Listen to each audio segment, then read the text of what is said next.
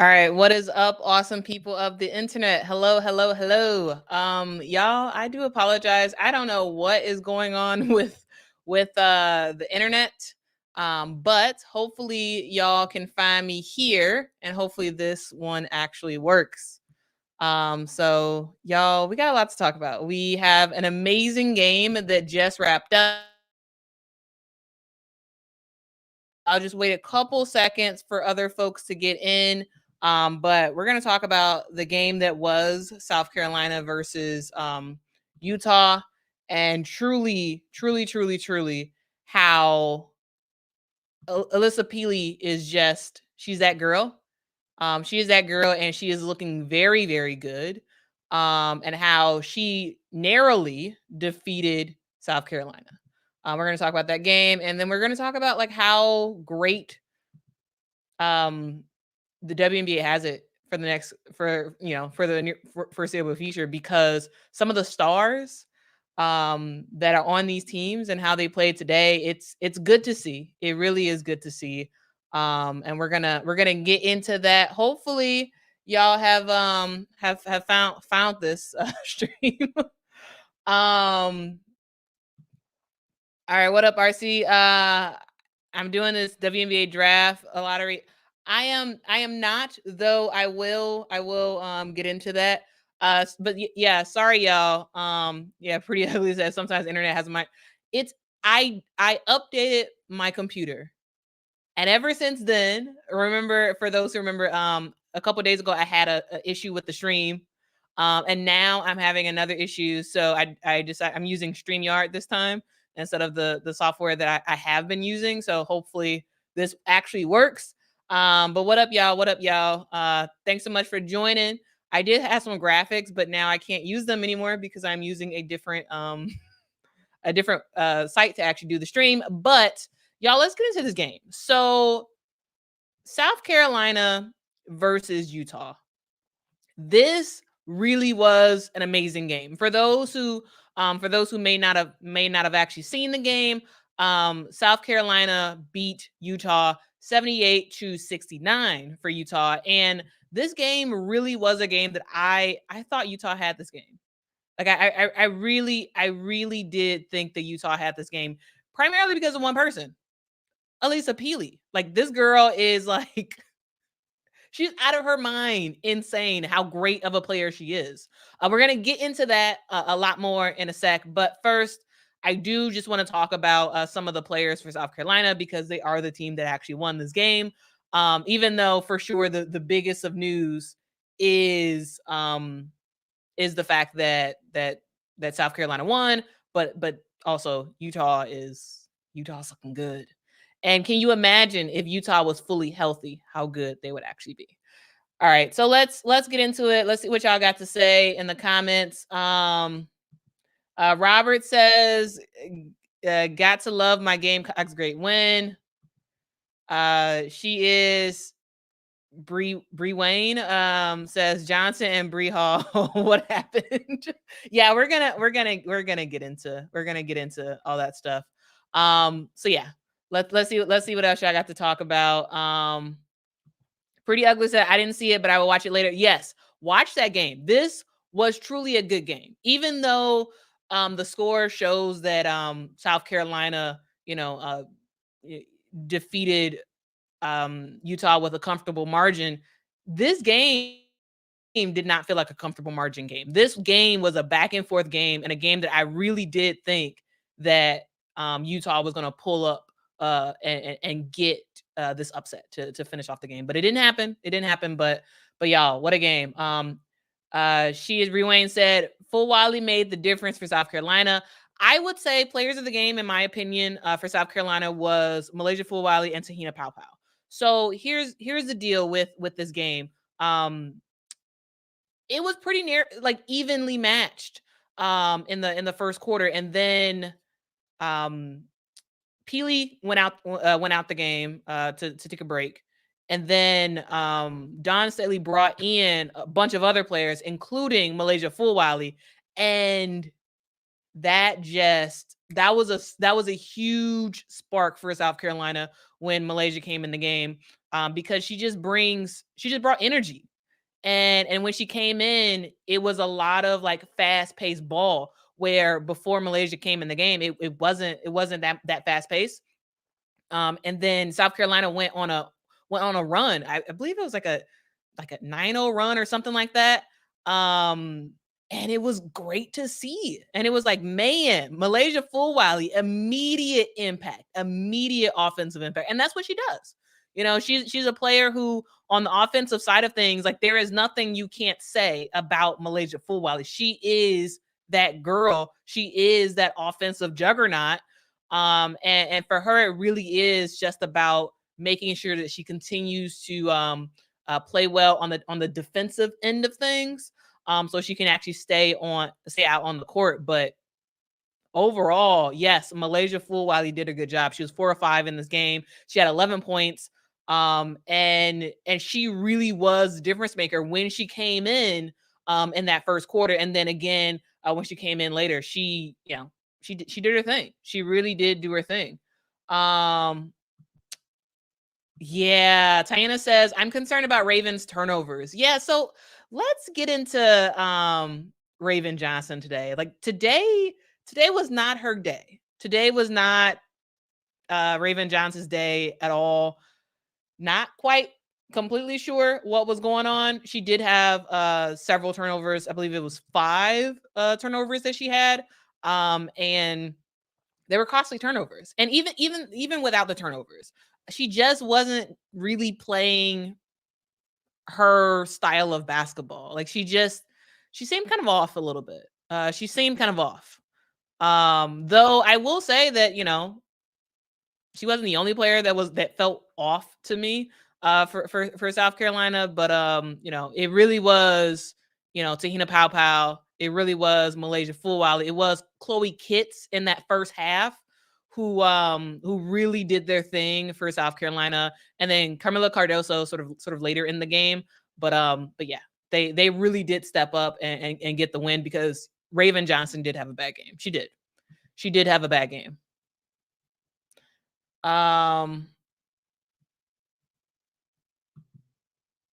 Yeah. So the turnovers were rough for South Carolina, but they were also rough for Utah as well. Both teams had a crazy amount of turnovers. Both teams had a crazy amount of offensive fouls, to the point where it was like, come on, refs, like please stop calling it. Stop calling it, refs. It was rough. It was very, very rough. And this really was a game that I felt like the referees played more of a factor than they should have played in this game. Let me know what y'all think about the referees in the comments below. But like, the refs were calling it, and they were calling it for the most part even, but they were just calling too much. Like it was to the point where some of those fouls against Camila Cardoso, I was like, I don't think that was a foul. Some of the fouls against Pili, I was just like, I don't know. Actually, no, I think it was one foul that Pili had that I was like, it was her third foul that I was like, I don't think that's really a foul. But they called it. It was one of those ones where it was like a screen handoff type of deal. And Pili turned to do the handoff, and they called a foul on that. And it was like, come on, dude. Like that, that's just normal basketball play. Like she wasn't trying to necessarily stick her butt out to against a defender. Like it shouldn't have been called a foul. In my opinion, I don't think that should have been called a foul. But let me know what y'all thought about that in the comments. But like, the ref should have just let them play. In my opinion. Yes, they called it pretty fairly throughout, in terms of they called it harshly on Utah. They were also calling it kind of harshly on South Carolina. So in terms of that front, okay, I give the refs that. They were consistent throughout the entire game. But it was just like, come on, y'all. Just let these girls play. Let them play. We want to see them play. We don't want these players to get in crazy foul trouble, because I wonder if Pili was not in foul trouble. Like I really wonder if Utah might have won this game. You know, like because she really was going off in this game. She really was. Um, let's see. Yeah. Chloe did. Chloe Kids was doing her thing. Chloe Kids was doing her thing in this game. I really thought that I thought that she did well. So honestly says, yeah, Bree Hall and Raven were were playing like trash. Malaysia football was a spark. They were in too much foul trouble, and Pow Pow was a beast. Yes.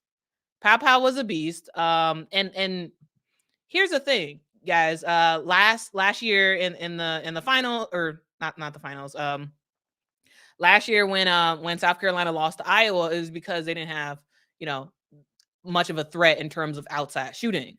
They fixed that with the amazing play of Tahina Pow Pow, just getting her on the team, because it really is the spark for this team. Like, Tahina Pow Pow is a threat. She can shoot from three. Also, this girl can also like make something happen in terms of getting to the basket as well. So it's not like she's like a three only type player. You know, Tahina Pow Pow is a player who can get some stuff going from the 3-point line. She can also get to the basket. She's just an overall threat. And then you add in Malaysia Fulwiley, who was just, you know, always seems to be doing her thing on the offensive end. I thought Camila Cardoso had a okay game. She was getting torched defensively. Like, defensively, she just wasn't that effective. You know, I think in terms of her having a really good career in the WNBA, she really needs to work on her defense against offensive players who are very mobile and who can get into her body and make stuff happen. So Pili was one of those players who, I think the bigger the player, like Pili is supposedly 6'2". They say she's 6'2". She may not actually be 6'2". She might actually be like 6'1" or something like that. She may not actually be 6'2". But Pili is one of those players that the bigger the player that she's going against, the better she is. Because Camila Cardoso, you know, at one point she was playing defense on, at one point she was playing defense on Pili, and it was like Pili was just, she gets into the body, and then she uses her footwork and her arm work to like actually get an angle and get it off the glass and get it in the paint. There were several defenders who went up against Pili today for South Carolina, and all of them failed. All of them failed. I will say that out of everybody, I thought that Watkins did a pretty good job on Pili. I would say when Ashton Watkins came in the game, I can't remember if it was the first or the second quarter. Pili was trying to make stuff happen, and then Watkins, I think she blocked her shot. She did something, and Pili just wasn't able to get stuff going. But then Pili was like, "Okay, I got you," and then she started scoring against Ashton Watkins. So it was everybody. The whole kitchen sink was against Pili today. It was Cardoso. It was Watkins. At one time, it was I think Walker was in on her a little bit. I think Sanaya Fagan also was defending Pili for a little bit of time. Like, you know, this team, like, South Carolina is good. South Carolina is really good. However, Alyssa Pili has severely exposed them. Though I will say there is not really a player really in the country that is like Alyssa Pili. Like, she is one of a kind. And she's one of those players that once she actually gets to the WNBA, Alyssa Pili is she's a junior. So once this girl gets to the WNBA, oh my goodness, it's going to be amazing to watch. And the thing about her is that I can't really think of a player that's similar to Alyssa Pili. Like I don't think it exists. I don't think there's anybody like her, because she is a player who is short. She plays a post position. She's a small player. She's extremely strong. Like extremely strong. And she's a player who can get into the body of players and make the shot, even if they never actually call a foul. And to me, that's like huge. That's a huge deal, and something that will really help her whenever she actually gets to the WNBA, because it's going to be tough for her in the WNBA because she is short. Like, she's a very, very short player. Technically, they say she's 6'2". This girl is not 6'2".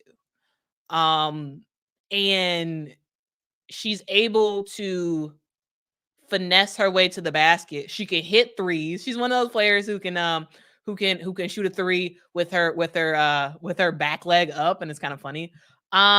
She's a junior. Alyssa Pili is a junior. Yep. But yeah, I agree with you, CC.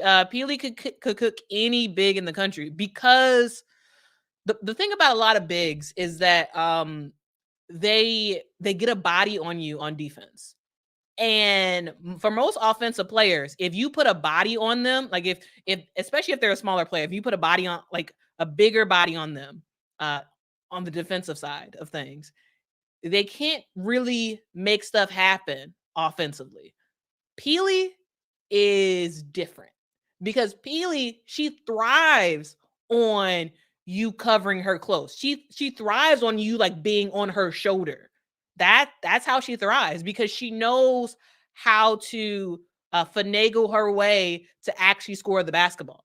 And to me, that's huge. That is absolutely huge. So Travis says, similar to Alyssa Thomas from the Sun. No, I wouldn't say that. No. And the reason why I wouldn't say that Alyssa Pili is close to is closer to Alyssa Thomas is because Alyssa Thomas can't shoot. Alyssa Thomas, she has the two broken shoulder, like, and also even before Alyssa Thomas jacked up her shoulders, she never was a shooter like Pili is. Pili is a player who has is trying to like expand her game, so that way when she goes to the WNBA, she'll be effective, and she'll land a team. But she is a player who can shoot like a shooting guard. Flat out. She can shoot like a shooting guard. She shoots better than a lot of shooting guards around the country. But yet, she can go in the hole and in the paint and make stuff happen. She is one of the most effective shooting guards in the country. Also, she is one of the most effective post players in the country. And that is a rare thing to find. That is very, very rare. And she is the only reason that that Utah even had a chance in this game. She's the only reason. And I just can't wait until she actually, decides to go to she actually decides to go to, I'm sorry. Actually, Alyssa Pili is a senior. I'm sorry. I misspoke. I said she's a junior. She's a senior. Though she can come back for a final year if she wants to next year. But, this girl is awesome. She's a Pac-12 player of the year last year. She was the most improved player of the year last year for the Pac-12. She's good. She's very good. And the best part about her is that she still has room to grow. I would love to continue to see her improve from a 3-point shot standpoint, or not. I'm sorry, not 3-point shot standpoint. I would like to see her improve in terms of like dribbling the ball a little bit better, and some of her like decision making. It's good right now, but I would love to continue to see her improve that, because even though she's extremely talented, it's going to be tough for her to really make it in the WNBA, because I think you'll have a lot of GMs that will look at her height and say, I think that's a liability, because you can't really, even though Pili can shoot better than a lot of shooting guards in the country, you can't put her as a shooting guard. You can't. Like she would, you just can't do it. You wouldn't put her as a small forward. She is really a post player, even though she can shoot. So, it's kind of a tough thing, and something that she'll really need to work on is trying to actually get a little bit more guard skills in terms of dribbling the ball, because she's small, and I really don't think that a team is really going to have her play the type of post position that she plays for Utah. That's my opinion. But let's hear what y'all got to say about that. Jordan says Pili versus Boston would have been a great matchup. Yeah, yeah. Pretty Ugly says Pili seems like Zion, small for their position, but have big, solid bodies and knows how to. Yes, yeah. I think the big difference is that Zion keeps getting injured, and yeah, Pili so far she's good so far. But yeah, it is similar in terms of how they are able to play in the post. Though Pili has the cheat code of being able to shoot. So that's a huge thing. That is a huge thing. Austin says Pili plays like Charles Barkley. Sure, I guess. I mean, I didn't really watch Charles Barkley play in his heyday, so I'm not even sure what to say about that. But yeah. Bear 24 says Utah made one mistake. The coach waited too late to put Innes on Pow Pow. I really liked that guard from Utah. So here's the deal. Utah has a very, very interesting way of playing basketball. So Utah's coach, Lynn Roberts, this lady, she has, they said it during the broadcast, but this lady has something where she only really wants her team hitting shots like directly at the basket or shooting 3-pointers. And that's it. There, no mid-range, no short post shots, nothing. It is directly in the paint and in the 3-point line. And to me, that is what cost this team the game. That's what cost this team the game. Not Pow Pow, making some key shots. That wasn't it. Not Camila Cardoso, kind of getting a little bit better as time went on in this game. Not Malaysia Fulwale. I really think what cost this team the game for Utah is the team being so scared to shoot a mid-range shot. There were several times in this game where Utah got a turnover, and they got the turnover because they were scared to shoot a mid-range shot. It was times where the mid-range shot was there. It was there, and it was the most logical shot to take. But instead, they pass it out or something like that and get a turnover. Or they end up with a terrible 3-point shot with time going running down, or trying to get something going when time is going down, and it's like you can't play like that. Like, you just can't. This is a team that has a lot of talent, a whole lot of talent, but you cannot rely on just your ability to shoot from the 3 and your ability to score at the paint. I understand that is the preference to get those types of shots. To me, that's smart. That makes a lot of sense. However, there are times where a mid-range shot is the most logical. So I think that if the team, they seem scared to get a mid-range shot. And it was just like, come on, y'all, like, take the shot, take it. And they didn't want to take it. So like that, to me, that is what cost them the game. CCU says the mid-range could have really helped them. Innes had so many open looks mid-range and didn't take them. Yeah. It was a lot of opportunities for mid-range shots. And I understand. I get it. You know, if they would have shot like 5 mid-range shots in this game, I think this would have been possibly a different outcome. There were times where it just made sense. So, for the most part, yes, I agree. I totally agree in the thought process of shooting threes and shooting at the paint. Like I get that. Like Lynn Roberts, to me, that's a great strategy, but you can't have that so ingrained in your players' heads that they end up making boneheaded decisions because they're like, oh, this is a mid-range shot. I can't do this, you know, and then they do something silly, you know. Like to me, that's my thoughts. But I would love to hear what y'all got to say on that. Bear 24 says, yeah, you can't play like that.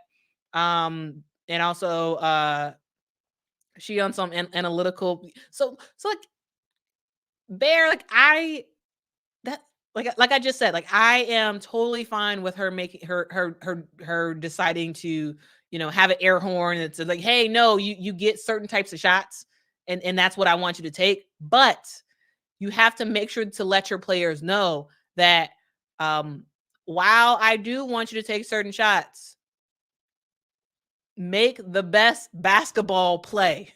Make the best basketball play. Period.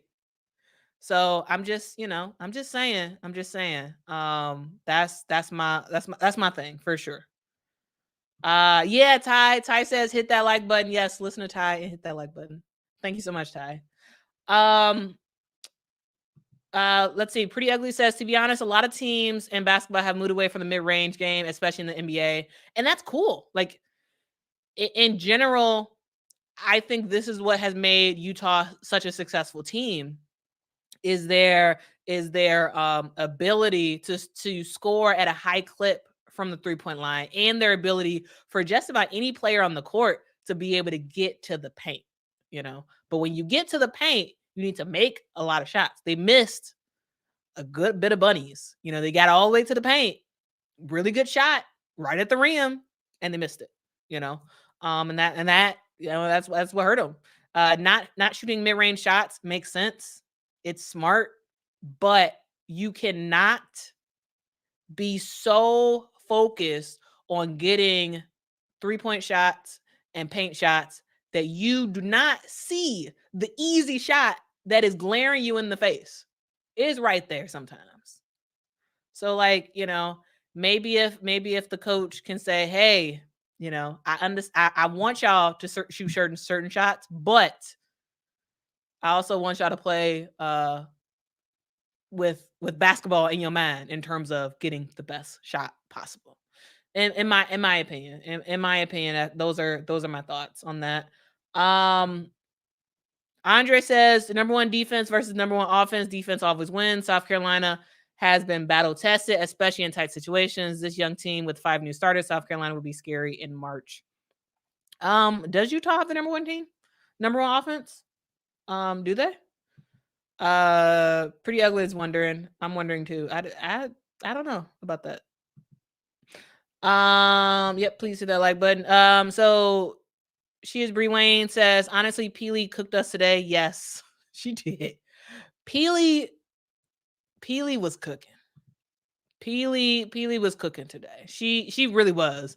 And the best part about Pili is that, can you just imagine if she would have actually not gotten in foul trouble?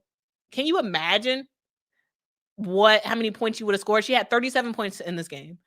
She was very efficient, shooting 15 for 23, or she was pretty efficient, shooting 15 for 23 from the field. She was 50% from the 3-point line, 3 of 6. She made all her free throws. You know, she got 3 steals, which was really good. Only 2 turnovers, which, you know, that's something, but also, you know, with what she was doing with the basketball, she could have absolutely had more, but she's pretty she did a pretty good job of keeping the basketball. She had 3 fouls. 1 foul to me shouldn't have really been called a foul, but like overall, this girl's game she's something serious. She is something serious. And y'all, if and I will say one thing, I have been sleeping a little bit on Utah and on Pili, but y'all, she's good. She's for sure a first round draft pick for sure. First round draft pick. And you know, she is the reason for Utah even coming close in this game. She is the reason. She was the end all be all for this team. It got to the point where it was like, man, if Pili doesn't do it, it's not getting done.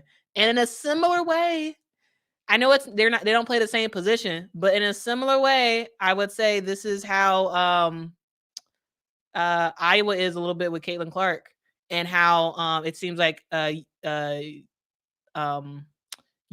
is a little bit when Juju is in. Like these players are so key to their team's success that sometimes when they're out, it feels like the team is like running with their heads cut off a little bit. But yeah, what a game! What a game! Yes, RC, I completely agree. Yeah, Gianna was a huge loss. So Gianna, I forgot what she injured, but she's now out for Utah, and she was averaging like 17 points a game this season. And can you imagine if she was actually available for this game? Because it wouldn't have been just Pili by herself, kind of making things happen. So yeah, Utah looks good. Utah is a really good team. And I do want to talk about one more thing, is that can we call Jenna Johnson the charge queen or something? Like, this girl, she got I think she caused at least 5 offensive fouls against South Carolina today. And I was just like, oh my goodness. Oh my goodness. Now, y'all, some of those fouls, I don't think was actual fouls.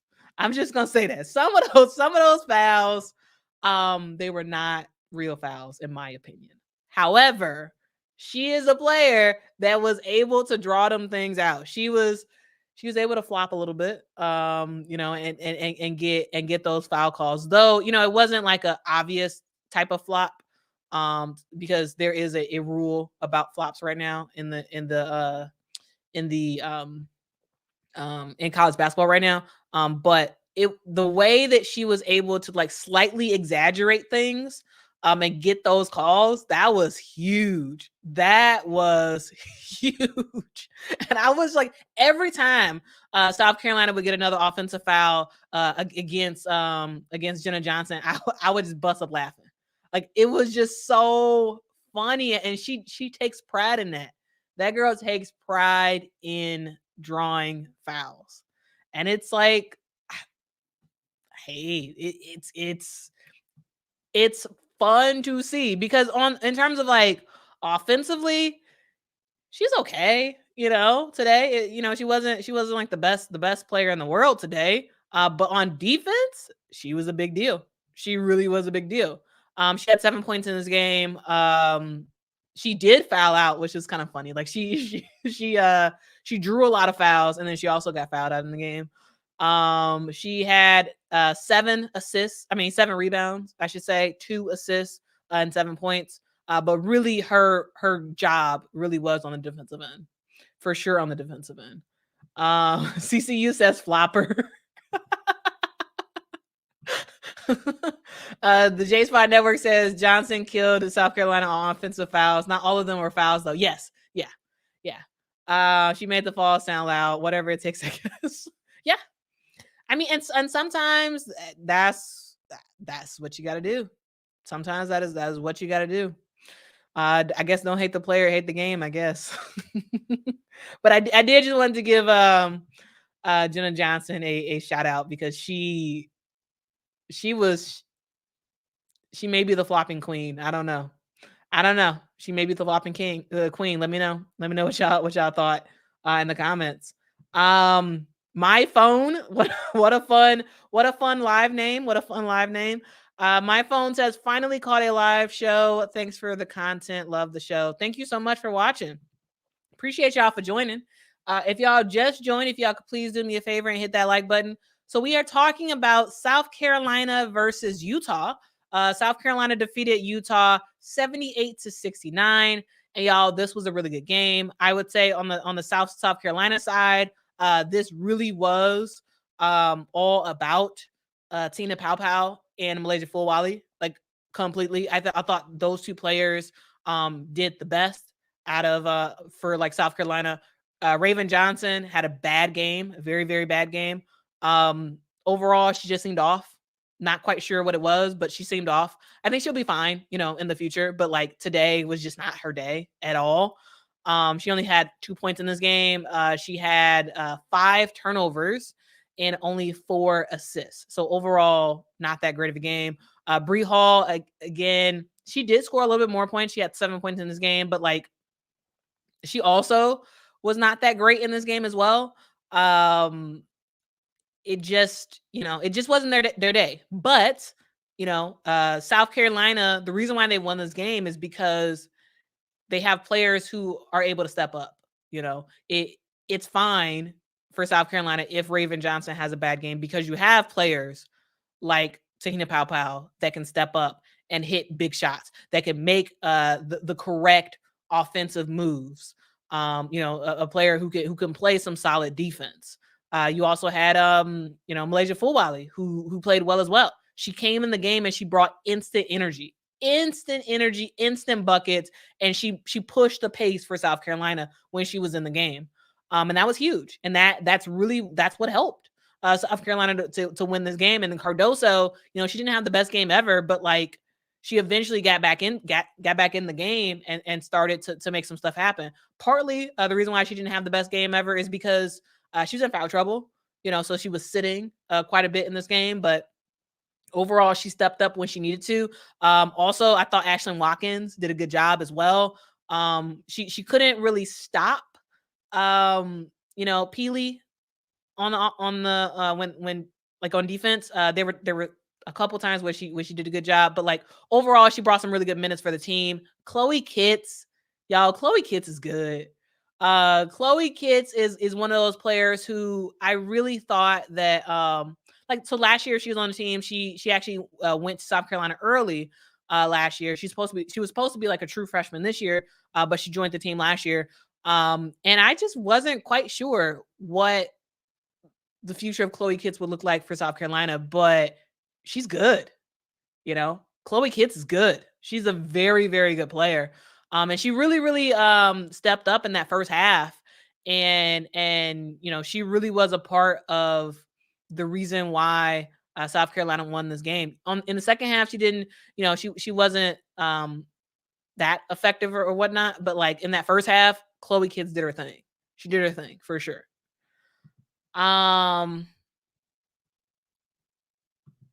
RC says that Kitts is a future top 5 draft pick. Possibly, yeah. My phone says I think that Johnson feels what everyone can see is Malaysia should be starting. But if it's not broke, don't fix it. So here's the thing. Like Malaysia Fulwali is great. She's box office. She's a big deal. She is Showtime. She really is. But I wouldn't start Malaysia Fulwali. If I think it makes sense to continue to have Raven Johnson starting. Yes, Malaysia Fulwali outshines Raven in terms of highlight reel stuff, but minus this game, Raven Johnson is a really good floor general for South Carolina.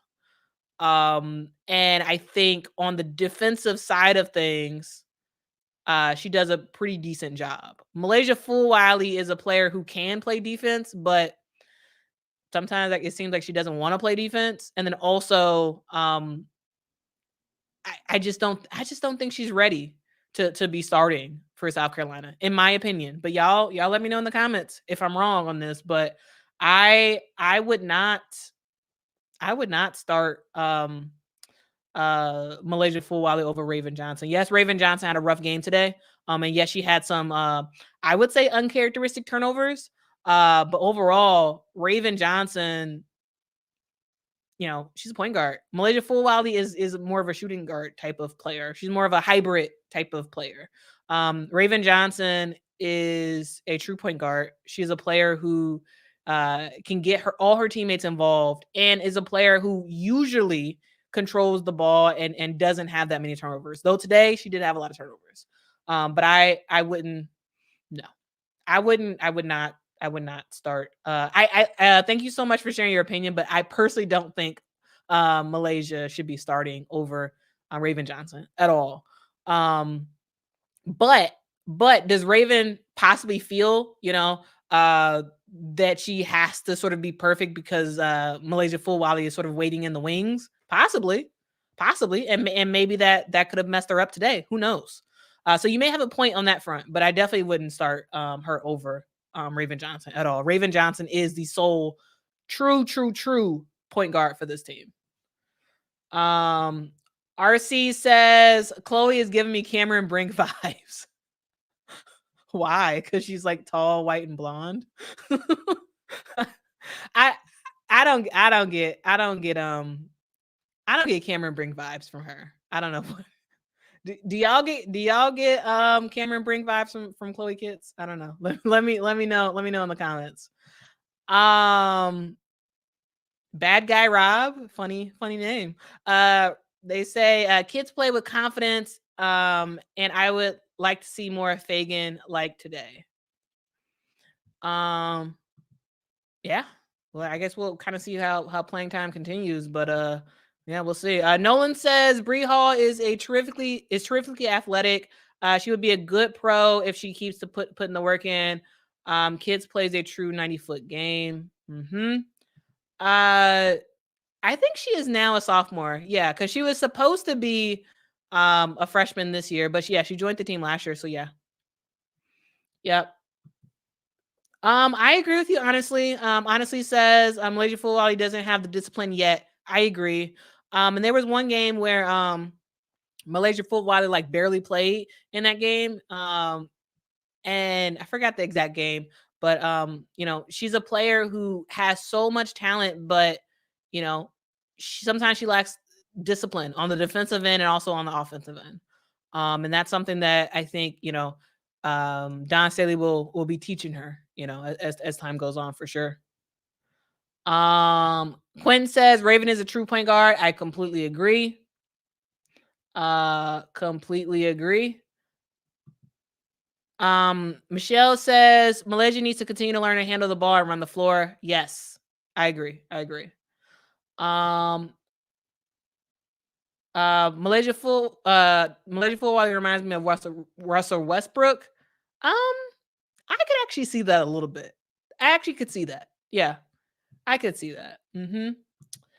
I did. Yeah, I said that that South Carolina will win by 10. And I believe they won by how much they won by? Did they win by 9? So I was close enough. I was close enough in for the final score. So I don't know if there's bragging points for that.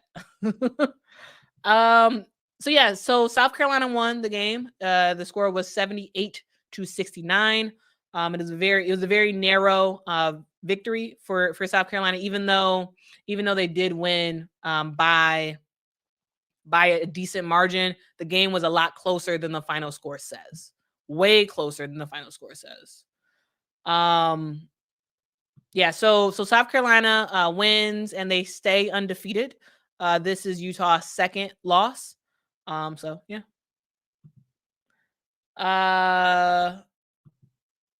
CCU says, yeah, no, not all Cameron Brink. Cameron Brink is 101.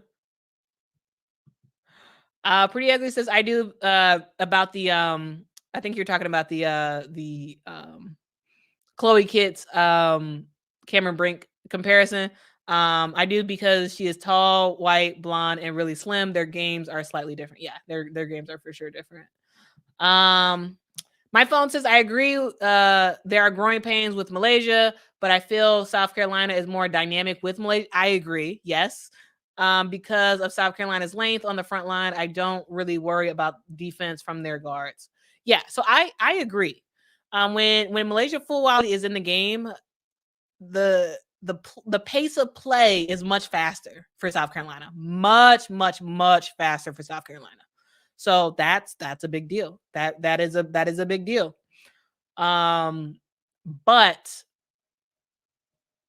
I think having that in little bursts of time makes a lot of sense.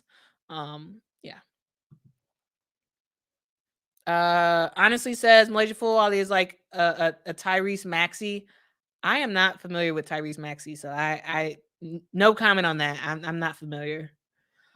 Mac Attack says Pili is legit. Somebody better give her a chance at the next level. Facts.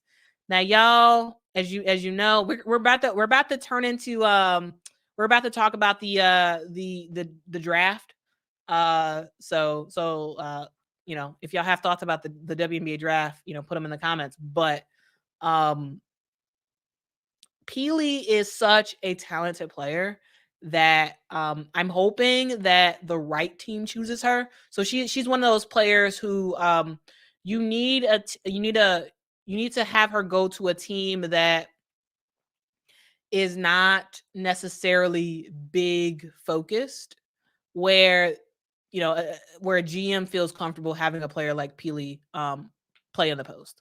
So I would say not like I couldn't see her playing for like Dallas or the Sparks or the Mercury or even the New York Liberty. She's or even Washington Mystics. I think there's a small amount of teams that could use Pili. Like all teams can use Pili, but I think a lot of teams wouldn't take the risk on Pili because she's so short as a post player. I could totally, again, I am biased. I know that. But I could see possibly Pili doing pretty well in Seattle with the Seattle Storm. I could see Pili doing well with the Chicago Sky. You know, to me, I think that could be pretty interesting. I could see Pili doing well with the Connecticut Sun. I think there's certain teams in the WNBA that I think would take a chance on Pili, and I think that she would thrive in my opinion. But yeah, she's a really good player, and I know she would be great anywhere she goes. But I think those are the teams that likely would take a chance on her and teams that she would really thrive on.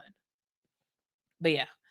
We're about to transition into WNBA draft talk. So let's finish up our South Carolina Utah game talk.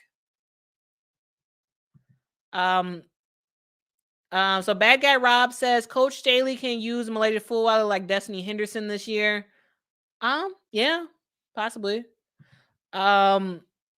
Moores says Kits is a different beast. I usually don't compare South Carolina players to any other players in college basketball. Don Staley tends to select these unique players who bring something more. Yeah.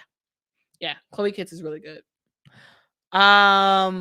A Coop says Raven plays fast as well, though. She plays fast. So I'm not trying to say that Raven Johnson is a slow player.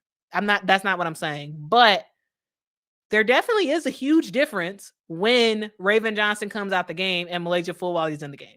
There's a huge difference. It just is. Malaysia Fulwali she plays at a faster pace. You know, and maybe that's because she's playing with the second unit, or like maybe that's something to keep in mind. But like she just plays at a faster pace than Raven Johnson, for good or for bad. Like just because she plays at a faster pace, that doesn't mean that she should start over Raven Johnson or that there's anything necessarily wrong with the way that Raven Johnson plays. Generally, I don't think there's anything wrong with the way she plays. Today, she played terrible. Today, she played horrible.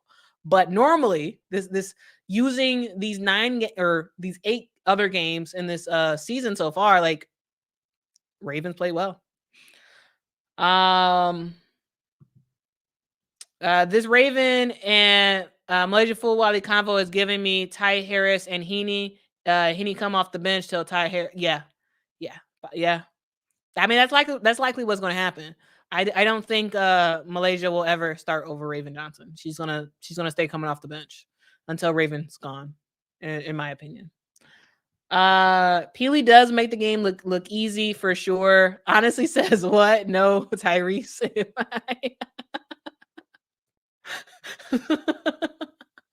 I'm not familiar. I've definitely heard of that name, but like I haven't watched all of like I'm not that, I don't know. I don't know who that is. I watch a lot of NBA, but I don't know who that person is. So Mac Attack says, Gamecocks continue to find a way to win. Proud of this team. How can you not love Dawn Staley? As a lifelong Gamecock, so thankful for her. Are you a South Carolina graduate? How many South Carolina graduates do I have in the chat? Let me know. If y'all are South Carolina graduates. I'm curious because I feel like I got a lot of people on here are South Carolina fans. But yeah, Dawn Staley is a great coach. Flat out, she just is. And she's been a great coach for a long time. If y'all didn't catch it, I made a recent video about Dawn Staley. And some of the comments that she made at a post-game presser.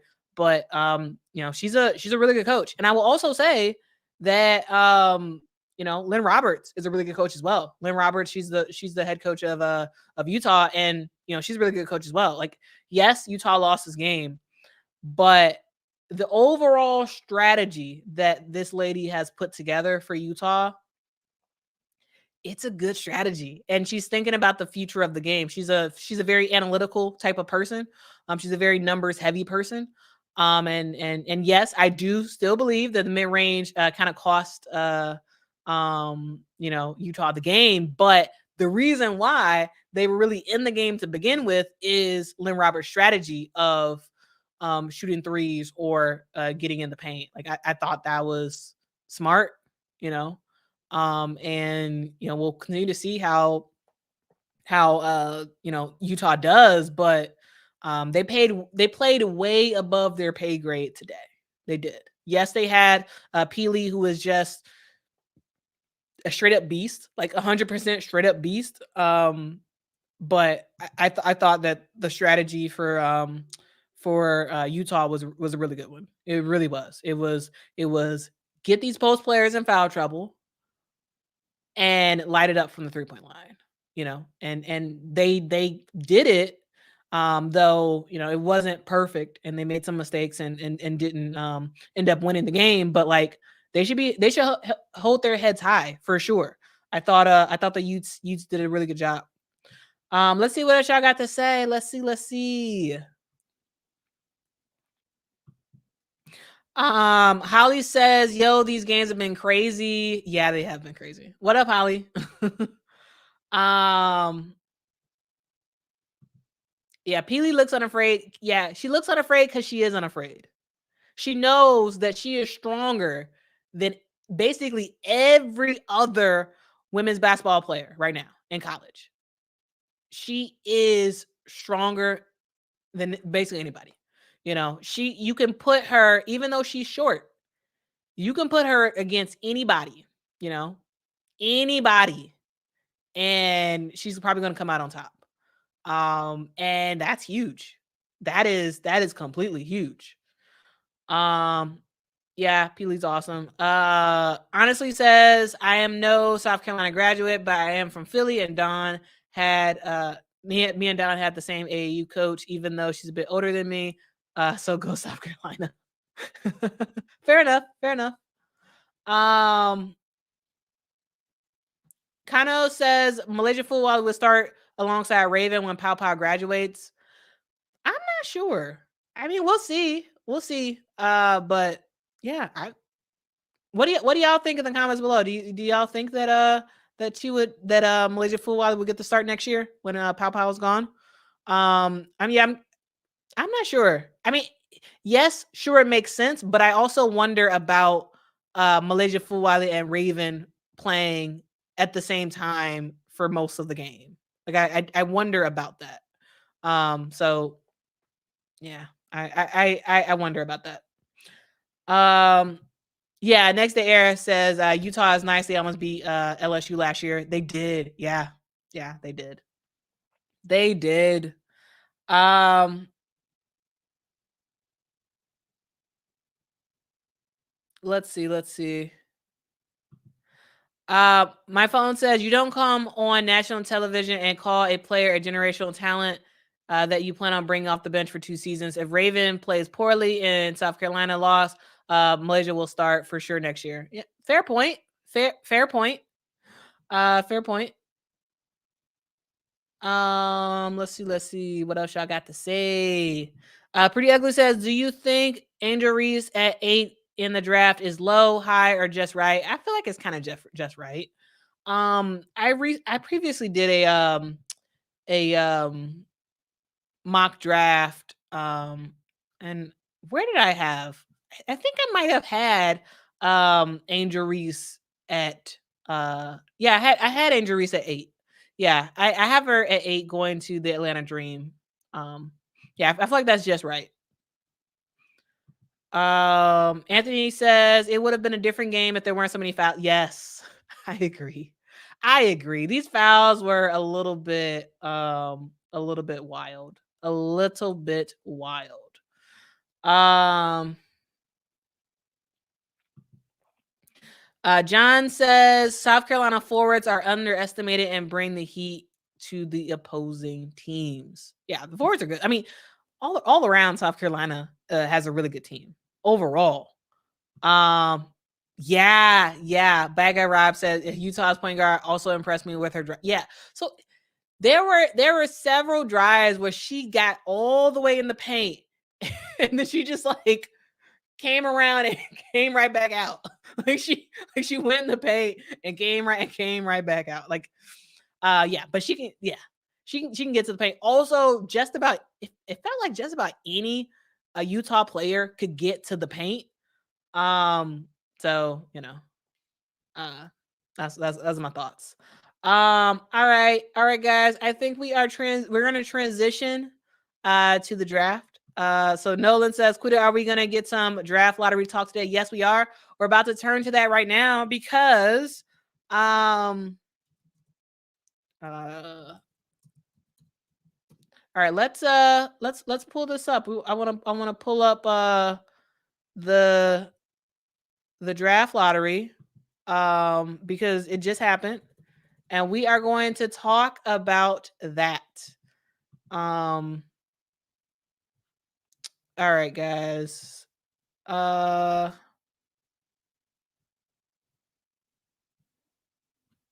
right, because I think we have the WNBA draft all set to go.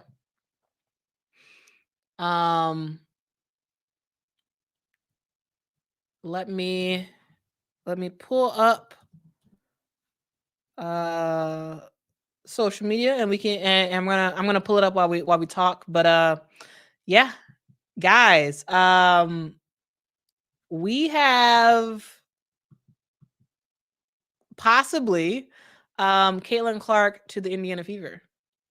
So Caitlin Clark, the reason why I say Caitlin Clark to the Indiana Fever is because the Indiana Fever have the number 1 pick in the WNBA draft. Like, that is huge. That is absolutely huge. And y'all, there's video of not South Carolina of Indiana finding out that they have the number 1 pick. And yeah, we're gonna get into it. So let's get into it. And I want to share my screen.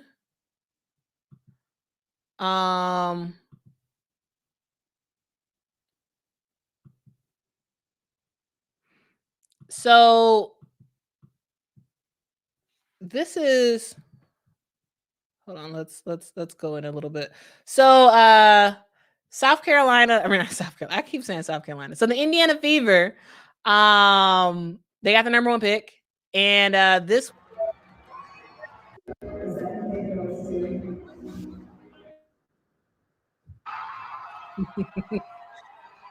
they got the number 1 pick, y'all. They got the number 1 pick. So I think we have Caitlin Clark to the Indiana Fever. So yeah, here's the results. Here are the lottery results. We have the Indiana Fever with the number 1 pick in the 2024 draft. We then have the LA Sparks with the 2nd pick, the Phoenix Mercury with the 3rd pick, and the Seattle Storm with the 4th pick. Now this is huge deal. This is a huge deal because if y'all remember, Aaliyah Boston interviewed Caitlin Clark a couple weeks ago, and Caitlin was like hinting at, hey, maybe we'll play together. I think that Caitlin fits the best with Indiana, and it was my personal opinion that if Indiana got the number 1 pick in the 2024 draft, that Caitlin would opt to go to the draft. To me, Indiana fits well with Caitlin Clark as a person. Like it feels like she will do well there. Of course, she'll thrive any team, but in terms of like the culture and just like the slower pace of things, I feel like LA is too glitz and glammy for and Phoenix is like extremely far. Same thing for Seattle, and I think Indiana is the perfect situation because Indiana is trying to figure out what situation they're gonna have in terms of their guard play for LA. Is Jordan Canada's like that's their guard leader is Jordan Canada and Lexi Brown.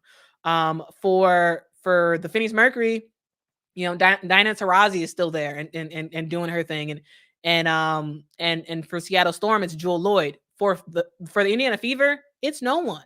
I mean, sure you have Kelsey Mitchell, but like, she's not. It's not going to hinder what Caitlin Clark is able to do, and also, we'll see how what that situation looks like. But I think Caitlin Clark going to Indiana is a smart move, and I think now that Indiana has the number 1 pick, I think it's Indiana Fever all the way. And y'all, let's do a step back into history because there was a time when the then Silver Stars, San Antonio Silver Stars, now the Las Vegas Aces, had the number 1 pick. I think it was 3 times in a row. They drafted Kelsey Plum, then they drafted Asia Wilson or Jackie Young, and then Asia Wilson. And these 3 players are now back-to-back WNBA champions. And so I think it's very likely that we will see I think it's very likely that we'll see Caitlin Clark, Aaliyah Boston, and Alyssa Smith on this team for years and years to come, and we will see championships in Indiana. It's likely going to happen because it's going to be a dynamic team. It's going to be a very, very dynamic team and a great team to watch. Like truly. Y'all let me know what y'all think because yeah. Kyra says followed Indiana all last season because of Leo Boston. I am excited for what's to come for them. Yeah. This is huge. This is absolutely huge for Indiana Fever fans. So Indiana Fever fans, like this team, I really thought that Indiana was going to fold because the last couple, well, not this past season, but the season before and the season before that, like it was to the point where they had 2,000 or less fans at games, and it was like the games were empty. At one point, they weren't in Gamebridge Fieldhouse; they were just sort of like traveling to different areas, and they were struggling for fans. They got Aaliyah Boston, and they got a lot of the South Carolina fans who came support the team. They got Grace Berger last season as well. She played for Indiana, and that brought a good amount of fanfare as well. I think getting Caitlin Clark, that's going to put Indiana's numbers through the roof. And it's going to be just huge for this team. Absolutely huge. So yeah, Kyra says Indiana is definitely a perfect fit for Caitlin. I completely agree. Nolan says the Caitlin Aaliyah interview just makes you wonder. Caitlin Clark in the Midwest. Yeah. And I also think it's helpful for her to be so close. I mean, Indiana is not extremely close to Iowa, but it's not that far. It's not that far at all. It's a lot closer than just about every other place. Besides Chicago, I would say. So, it seems likely. It seems likely. So yeah, let me know what y'all think in the comments below. But hey, the Indiana Fever got what they wanted. They got the number 1 pick. We are going to see Caitlin Clark possibly in Indiana, pairing up with her good friend of Aaliyah Boston. Los Angeles Sparks with the number 2 pick. It makes me wonder who they're choosing because, the question is, are you going to pick Cameron Brink? If I was LA, I would pick Cameron Brink. I 100% would pick Cameron Brink as number 2 in the draft because this LA Sparks team is a team that is very big focused. You have the best player on their team is Nneka Ogwumike. Nneka Ogwumike came from Stanford. The idea of Nneka, kind of working with Cameron Brink and teaching a fellow Stanford Cardinal the ways of navigating the WNBA, ways of being a post player in the WNBA. I think that would be huge. And I think it makes a lot of sense because Cameron Brink is a Cali girl. It makes sense for her to probably just stay in California.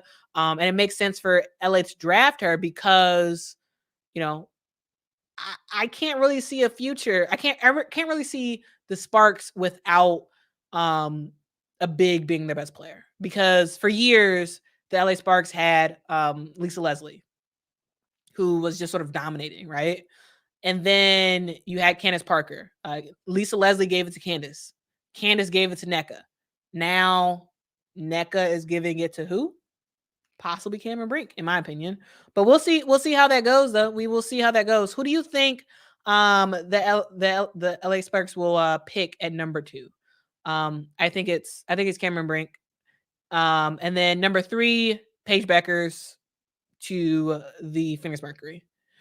Phoenix had the number 3 pick, and it makes sense for them to draft a player like Paige Beckers and really have Dinah Taurasi sort of teach Paige all she knows in her likely final year next year.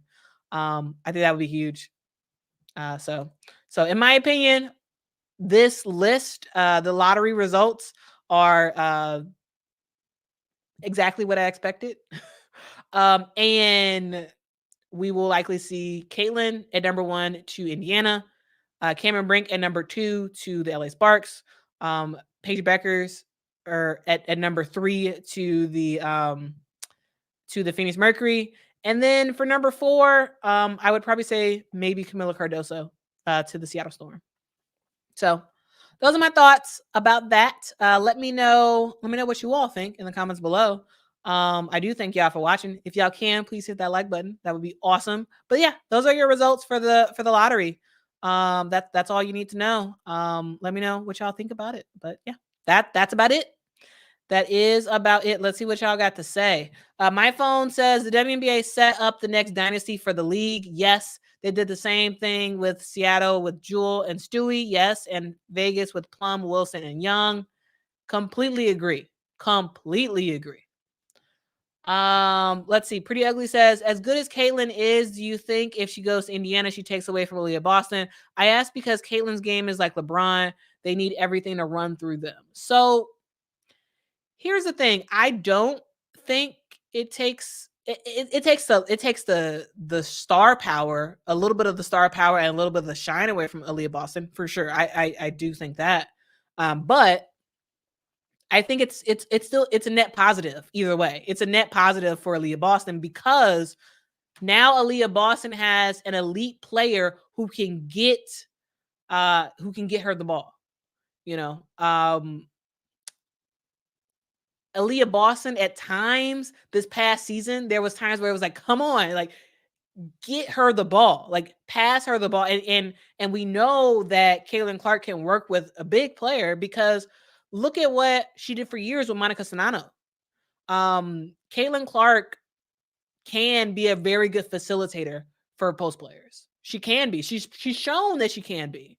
When she played for when Monica Sonano was on the team. Yes, a lot of the stuff that Iowa does this year is 100% going through Caitlin Clark because while they have Hannah Stokey isn't there yet. She's not where Monica Sonano was, and so I think her pairing up with Aaliyah Boston, I think that's great. That's great for Aaliyah Boston because she'll have a player who can get her the ball. Also, Aaliyah Boston and Alyssa Smith will not have to be the sole focus. When you have a player on your team that can kind of shoot it from anywhere, from the three-point line, you're less likely to get double teamed because that player, their defender can't get off them. And so in terms of Aaliyah Boston still being able to get points and get make stuff happen, I don't think it changes. Does some of Aaliyah Boston's star power change a little bit? Yes. Right now Aaliyah Boston is on literally every single thing related to the Indiana Fever, and as it should be as the number one pick. That will change a little bit because Caitlin Clark will be everywhere, and I think that's fine. Like that's the nature of being the number one pick. So yes, in terms of the star power and the shine, yes, a little bit, but overall, this is a huge positive for Aaliyah Boston, in my opinion. Like this is not a bad thing, and they've played together. They've been teammates in the past, and so they know each other. They're familiar with each other. They like each other. And Caitlin Clark has proven that she can work with a post player. She can work with a post player who is capable of scoring the basketball. And to me, that's huge.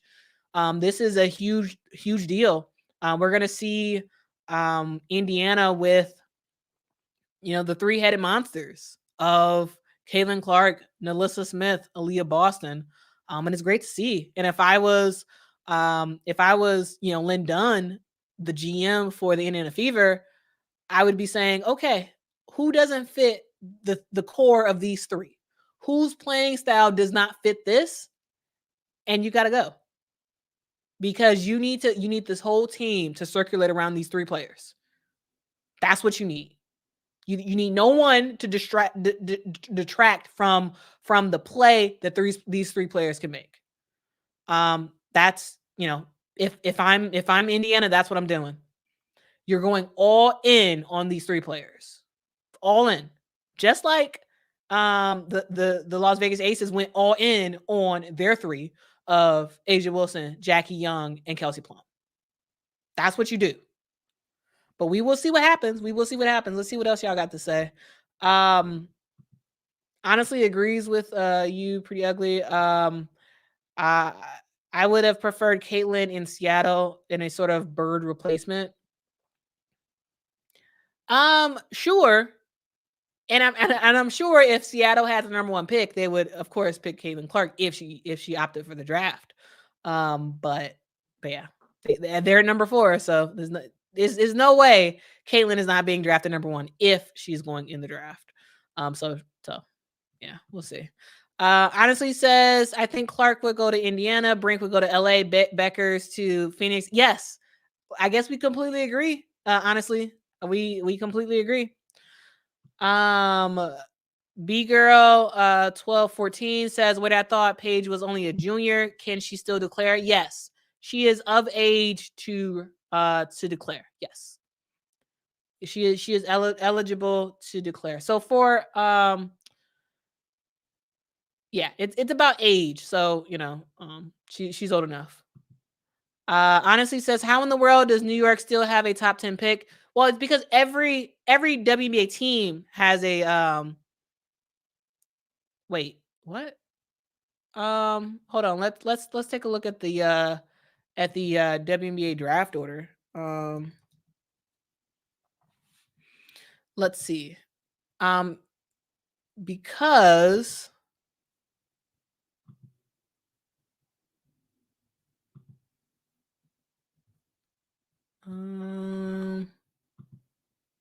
give me 1 second, guys.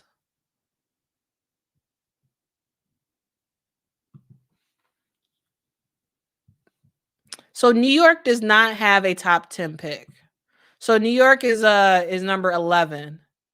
They're gonna pick number 11. So what the WNBA does is the bottom 4 teams enter in the draft lottery, and then we'll see who's the like who actually gets the number 1 pick, and so on and so forth. But when it comes to 5 through 12, it's completely based off of the previous season standings. So the New York Liberty is number 11. The Las Vegas Aces would have been number 12, but they traded away that pick to LA.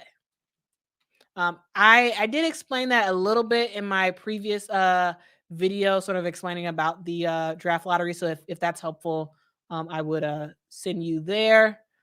Kentucky Lucky says Caitlin played well with her former center at Iowa. So if she goes to the WNBA, it would be a good. Yep, I agree. I agree. Yeah, the Indiana team is going to be scary. They were a playoff capable team last year. Yes. They were right. They were right there. They really were. That's funny. Honestly says new law firm alert, Boston Smith Clark and Associates. Yes.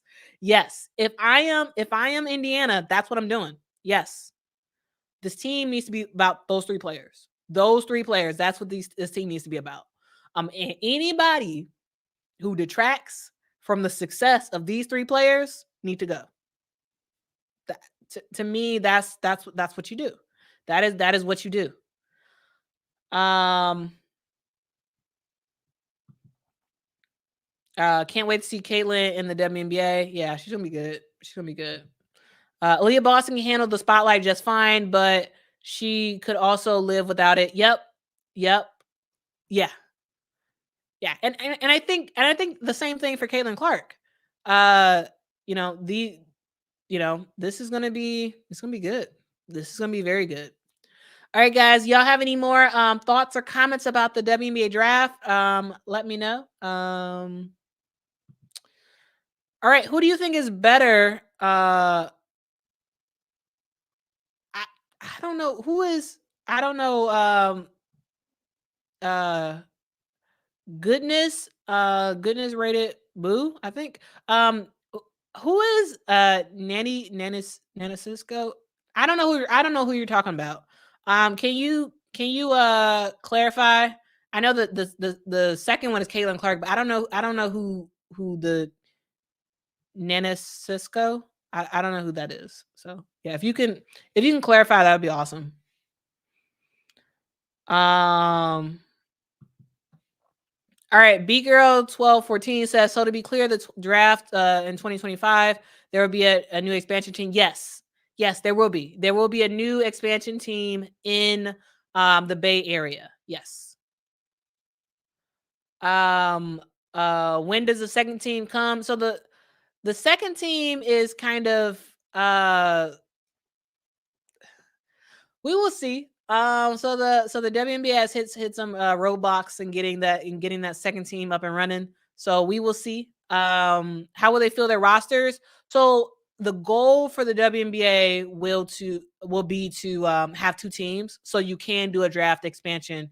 You'll have an expansion draft, where teams will be able to select their core players. And then there'll be a draft of the remaining players in the league, and then funneling them to where they're supposed to go. If you all find it helpful, I can make an explainer video about how the previous expansion draft worked. So if that's helpful, let me know, and I can make that video. But yeah, there will be an expansion draft. And it would help if two teams were in the expansion draft together. All right. Let's see what else y'all got to say. Let's see. Kyra says, time for Indiana to trade away everyone besides Aaliyah Boss and Alyssa. I think you might be right, Kyra. I think you might be right. I think you right. You might be right.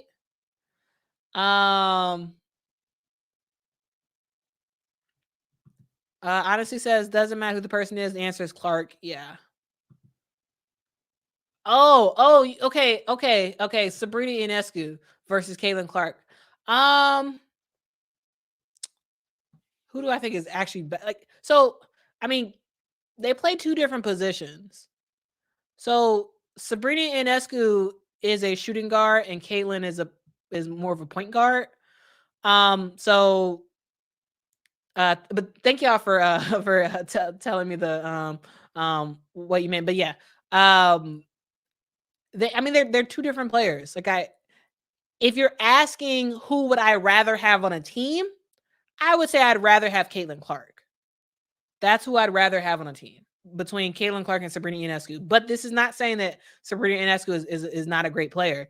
But I would prefer to have a point guard who is an exceptional shooter than just a shooting guard. So that's how I weigh it. But like they're both extremely talented players. But yeah, I would pick Caitlin Clark because she is she's a point guard who can just shoot lights out. And Sabrina Ionescu is just a shooting guard. And also, Caitlin Clark has like dealt with double teams, triple teams. Like she's dealt with just about everything. And she's kind of held her own. So yeah, if I was a GM and I had to pick a guard between them two, I'd pick Caitlin Clark any day. Yeah. But that is no shade against Sabrina Ionescu. She's a great player. She really is. That's just who I would go with. That'd be my focus for sure. Let's see. Yeah. Yeah, you are secret decoder. Yeah, Nolan, GM Lynn Dunn does have a lot of options. Yes, 100%. She has a lot of options. She has a lot of really good options. Because Indiana has some pieces, so it's about thinking about, okay, well, do you want to trade these pieces? Do you want to talk to some of these players and say, hey, are you okay with us adjusting your role? Because now that we're likely getting a player like Caitlin Clark on this team, this team will not be about you anymore. So do you want to learn how to play with that and win a championship down the road, or do you just want to do your own thing and leave? That's something that GM Lynn Dunn is going to have to talk about. She's going to have to talk about that for sure. Pam and Eggs, I just love your name, Pam and Eggs. Says Sparks to take Brinks. Who will join other Stanford alum? Yeah. That's my opinion. Yes. Yeah, I completely agree. Yeah, she's Caitlin Clark is a lights out point guard. 100%. She is. Pretty Ugly says, for me, both are similar. Sabrina is a hybrid, plays both point guard and shooting guard. I think Clark has more fire in her belly.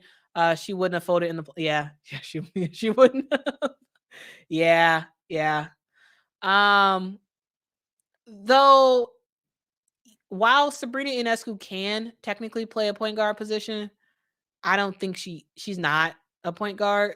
Whereas Caitlin Clark is more of a point guard. She's more of a facilitator of sorts. But yeah, both are great players. Like honestly, I would love to have, if I was a GM, I would love to have either one of them on my team. I would. They're both phenomenal. But if I had to choose between the two, I'm picking Caitlin Clark. Because you always need a point guard. And if you got a point guard who can shoot better than most shooting guards, I'm going for the point guard. Next Day Air says we need to grow the game, Caitlin to LA. Next Day Air is no way Caitlin's going to LA because LA has a number 2 pick. If LA had the number 1 pick, sure. But I think she probably wouldn't even opt it for the draft. She wouldn't opt for the draft, in my opinion, if LA had the number 1 pick. But we will see. We will see. B Girl 1214 says, yes, I would appreciate a video breakdown of the expansion procedure. Yep, I can do that. I can't wait for more spaces, players in the league. Yep, too much challenge to cut early. Yeah, I can do that. Yeah, that's no problem. I'll plan to do that in the future. What we'll do is we will recap the last expansion draft that the WNBA had. I think the last one was when the WNBA added the Atlanta Dream. So we'll go over that and sort of talk through that and what that procedure was like. Though it may be slightly different this time around because each time there's an expansion draft, the Players Association has to be involved in it as well. So it may be a little bit different this time around, but we'll see. Next Day Air says Tarazi needs to retire. Don't make me call Alexis. Yeah, I mean, I don't know when she's gonna retire. Though she did supposedly say that she's gonna play a lot more defense this upcoming year. So we'll see. We will see. Let's see what else y'all got to say. Scott Phillips says South Carolina Gamecocks did not almost lose. They did. Yes, they got it back together in the last couple minutes of the game, but this game was extremely close. It was extremely close. But shout out to Utah for or actually no. Shout out to Alyssa Pili. Phenomenal player.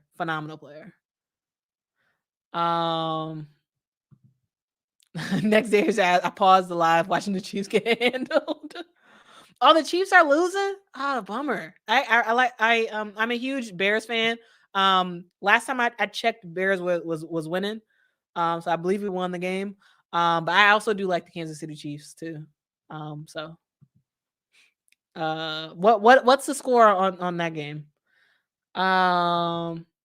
Love Don Staley just had to put that out there. South Carolina game had poor officiating. Yeah. Overall, yes. I thought the refs were consistent, but I did not like the I didn't appreciate the consistency of which they were calling this game, because there were so many like ticky tack fouls, like ticky tack fouls, that I was just like, come on now, like don't call that. They were consistent throughout though, so I would rather a reffing team be consistent and calling it too tight than to be inconsistent and so sort of being all over the place. So yeah, I would have preferred for the refs to have held their whistle, because there were some fouls that they called on Camila Cardoso that I was like, nah, that's not a foul. And then same thing for Utah as well. Like there was some stuff that I was just like, nah, come on, don't call that. But the refs did, and they were at least consistent. I guess that's a positive, I would say. Pretty ugly said that's true. The whole New York team folded besides JJ. Yeah. Yeah.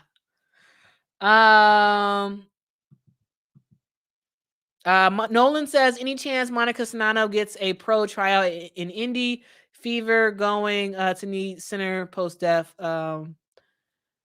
Possibly, but I wonder if Monica Sonano has given up on basketball. I'm not sure.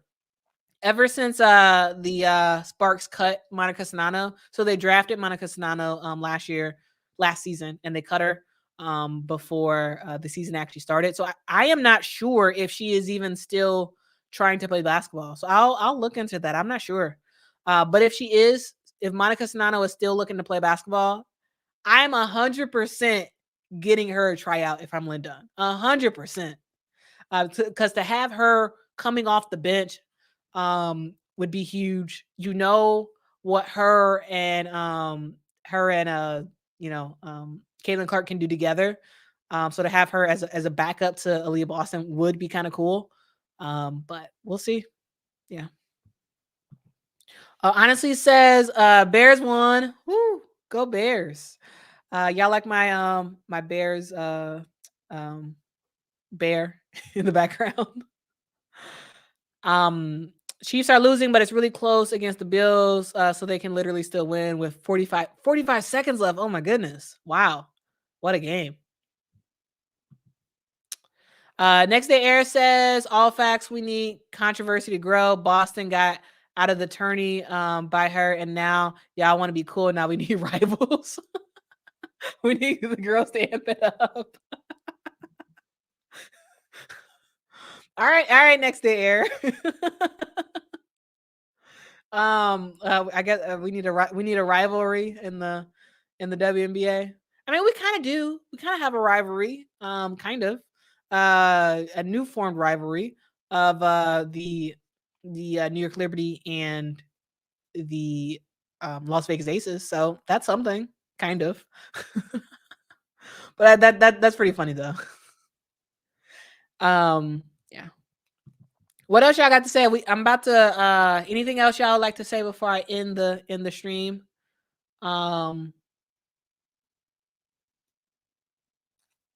Let's see. Anything else y'all want to say? Sonano is very good, efficient player. I hope she continues playing. I'd hope so too. Kurt says, any chance of Kaylin or Cameron staying in school? I'm thinking no. The way that the draft lottery has gone, no. I do not think that they will stay in college, because I think both players are going to have the best possible outcome. I believe that Cameron Brink wants to stay in the California area, and going to the LA Sparks is huge, and you know that she was likely going to be the number 2 pick. So the fact that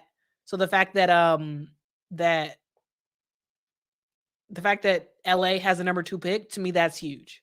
To me, that is 100% huge.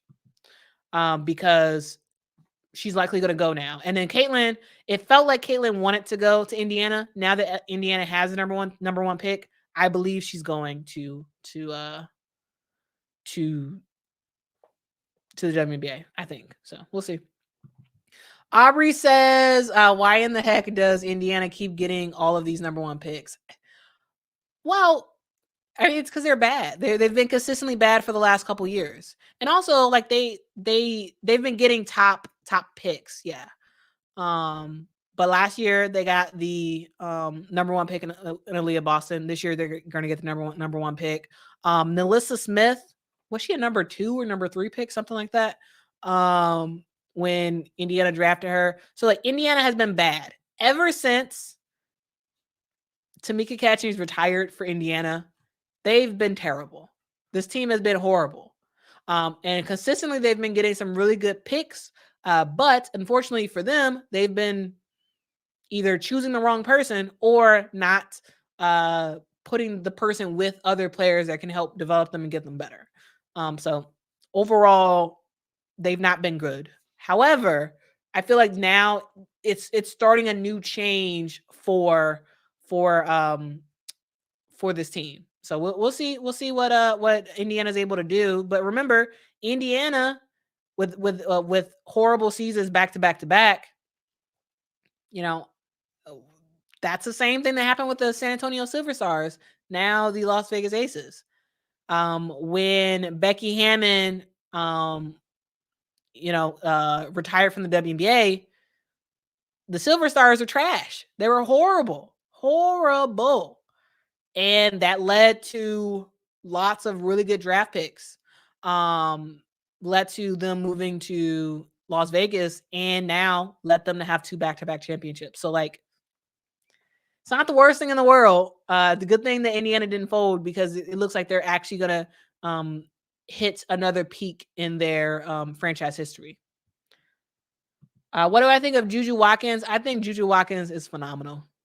I think she is flat out phenomenal. She is a number 1 pick when she goes to the WNBA draft. She is a great player. She is the end all be all for this for the women of Troy at USC. She's great. She's really great. Yeah. Pretty Ugly says we need Boston at Fever, Clark at Seattle, and Angel in LA. That's the start of some good rivalries. I guess. Next day Air says, isn't Morrow a senior? No, she's a junior. She's a junior. Yeah. Scott says Sonano does not dribble. Yeah, she doesn't, but she can score without dribbling. Who needs to dribble when you can find a way to score? So Juju is a future #1 pick. Yeah, I completely agree. Yes. She's generational talent. And is box office as a freshman. Now, like, yeah, she's really good. Are you watching the UConn game? No, I am not. I'm talking to you guys. I'm not watching the game. But yeah, so I'm not watching the game. Sorry. So I'm not exactly sure what's happening with UConn versus North Carolina. All right, so I just looked at the score. It looks like UConn is winning 47-36. This is in the third quarter with 7:39 to go. So yeah, that's your game update for those who are watching. Travis said that would be tough. Could Clark make more money coming back to Iowa? Yes, she probably make more money coming back to Iowa. So here's the thing. I've heard a lot of people get upset with other people who say that these players should stay in college because these players should stay in college because they're not going to make as much money going to the WNBA. And they like compare all their NIL endorsements and saying, the salary isn't big enough to sort of cover that stuff. And the people who criticize that are, in my opinion, are like half right, half wrong. And I'm going to say why. So the reason why is because it is true that NIL does not leave a player when they leave college. They still keep their name, image, and likeness when they go to the WNBA. So technically, that money could transfer over. Some of the deals that they have and whatnot, that transfers over to the WNBA, and they of course have the WNBA salary and possibly more opportunities in the town that they're drafted to. So that's true. But also the platform that some of these players are getting, especially if you're going to a big name school, the platform that you're getting is a lot bigger than the platforms that the WNBA has. So in terms of visibility, and visibility is a huge thing when it comes to NIL. In terms of visibility, college is kind of better because look at the Final Four or the Final Four, and also the whole tournament for last year for the women's game. Huge numbers, and then the championship game. Was it 10,000 fans who watched that game? The WNBA finals doesn't get anywhere near that. So in terms of visibility and how visibility increases players' ability to make more money in terms of getting different deals, that's a difference. The spotlight that they will have on like the spotlight that Caitlin Clark would get in Indiana is going to be less than the spotlight that she got with Iowa. It will be. And will that mean down the road, possibly not as much visibility and not as much stuff happening? Like, yes. You will make more money in college because not because of the thought that NIL doesn't transfer. No, it's the thought that the reason why these companies are giving you money is because they want the visibility. And the visibility is a lot greater in women's college basketball than the WNBA. That's a fact. It's not a good fact. It's not a fact that I like, but that's a fact. And so in terms of getting the best NIL money, if you're at a top name school and you're balling, it makes sense to do that. But you can't stay in college for forever. And the WNBA get you a set, income, and ultimately it could lead to bigger things down the road. So that's my opinion. You know, she could make more money going back to Iowa, not because NIL deals won't follow her to Indiana, but because her visibility will lower when she goes to Indiana. It's not ideal, but it's a fact. It is what it is. Um, let's see. Let's see what else y'all got to say. Um, will Indiana keep Berger? I think so. I think Indiana should keep Grace Berger. I think they should keep her. Yeah. In my opinion, they should keep her. I think she works well for the second unit. B girl 1214 says this works out well for Brink. Apparently, she is Steph Curry's god sister too. Yep, she is. Yeah, she'll be taken care of. Yeah, she'll have a good time in with the Sparks. Yep, Nolan, thank you for that. Yeah, Alyssa went number 2 after Ryan Howard. Yep. Nell says, won't Aaliyah their first what? Oh, are you saying wasn't Aaliyah their first number 1 pick? If so, this is just their second. I feel like they've oh yeah, I think you might be right. At least in the last 2 years. I mean, in the last 10 years, this is their second number 1 pick. This is their second number 1 pick in the last 10 years. I can't remember further back than that if they had another number 1 pick. Do I think Rickea Jackson's draft stock may hurt her since she's been injured? Possibly. It depends on how long she's injured. That's the thing. It really depends. If we are in February and heading into the tournament, like the NCAA tournament, and she's still hurt, it severely hurts her draft stock. If she's just out for another couple weeks and she comes back in January, I think it doesn't hurt her draft stock. So we will see. It depends on how long. It depends on how long she's hurt. Next day's air said Inescu folded like in the finals like a t-shirt. Yeah, pretty ugly agrees. I don't think Rickea's injury will affect her draft stock. Goodness rated Boo says, why don't Dawn Staley develop Fulwiley? She is a great talent. She was awesome she is developing Malaysia Fulwiley. I think Dawn Staley is developing her 100%. Yeah, I think she's developing her. What I think Dawn Staley is doing is Dawn Staley is letting Malaysia Fulwiley know that there are standards. This is the next level of basketball. You are not able to do anything, whatever you want to do, basically.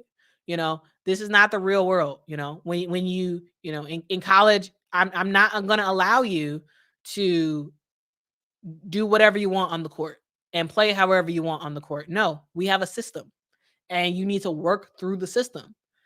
And, for a player that's hugely talented, that's probably been like, people have been probably celebrating her entire basketball career so far, and like, oh, you're so great, and she's been able to do kind of whatever she wants to do. And Don is teaching her that, hey, this is the real world of basketball. In the WNBA, they're not going to let you do that unless you're like a Diana Taurasi type player. Like, you're not going to have carte blanche to do whatever you want to do. And I think Dawn Staley is developing Malaysia Fulwiley in teaching her discipline and teaching her like, hey, like, you have to work within the system. You are a generational talent. You are an amazing player, but that means nothing if you have no discipline and you do not play within the system of the team. So I 100% think that Dawn Staley is developing Malaysia Fulwiley. I do. Let's see what else y'all got to say. Scott says, yes, Clark will make more money in college. Next to air says Full Wally probably has a bad attitude. Don don't play that ish. Well, does she?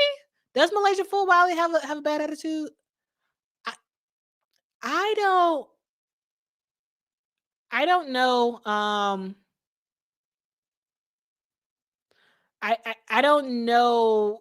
I haven't seen her have a bad attitude. I don't know. I mean, she's passionate. Yeah, she's for sure passionate, but I mean, guys, let me know in the comments below. Do you think she has a bad attitude? I don't think she does.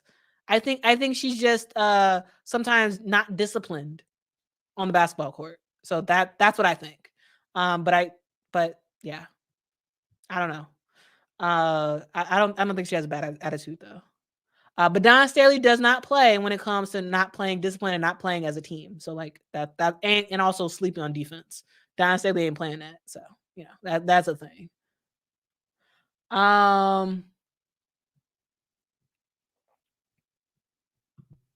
Next day air says WNBA is the ultimate goal. They have to pay these girls more. Yeah. But the only way that the WNBA can pay the players more is if more fans watch and support the WNBA. Like that, that is what it is. At some point, the WNBA has to become a self-sustaining league. I'm a big supporter of the WNBA. I have been a season ticket holder for a long time. I buy a lot of merch. I try to do everything I can to support the league, but we ultimately need more people to support the league because that will eventually lead to more money for these players and lead to just more exposure for players as well. So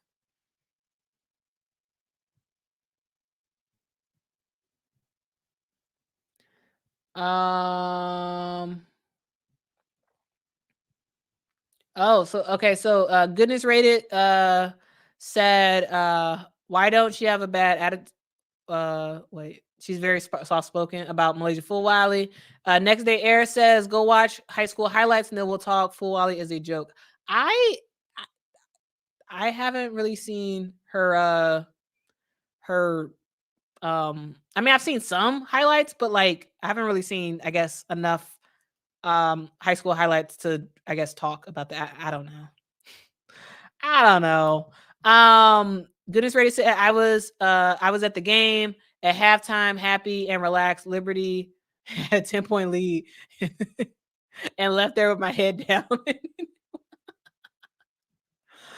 We got a Liberty fan in the building.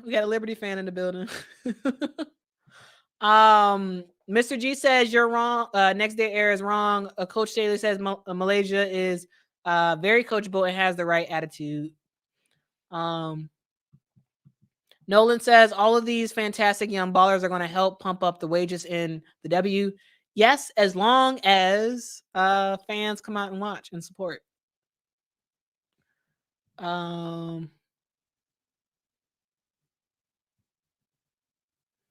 Let's see.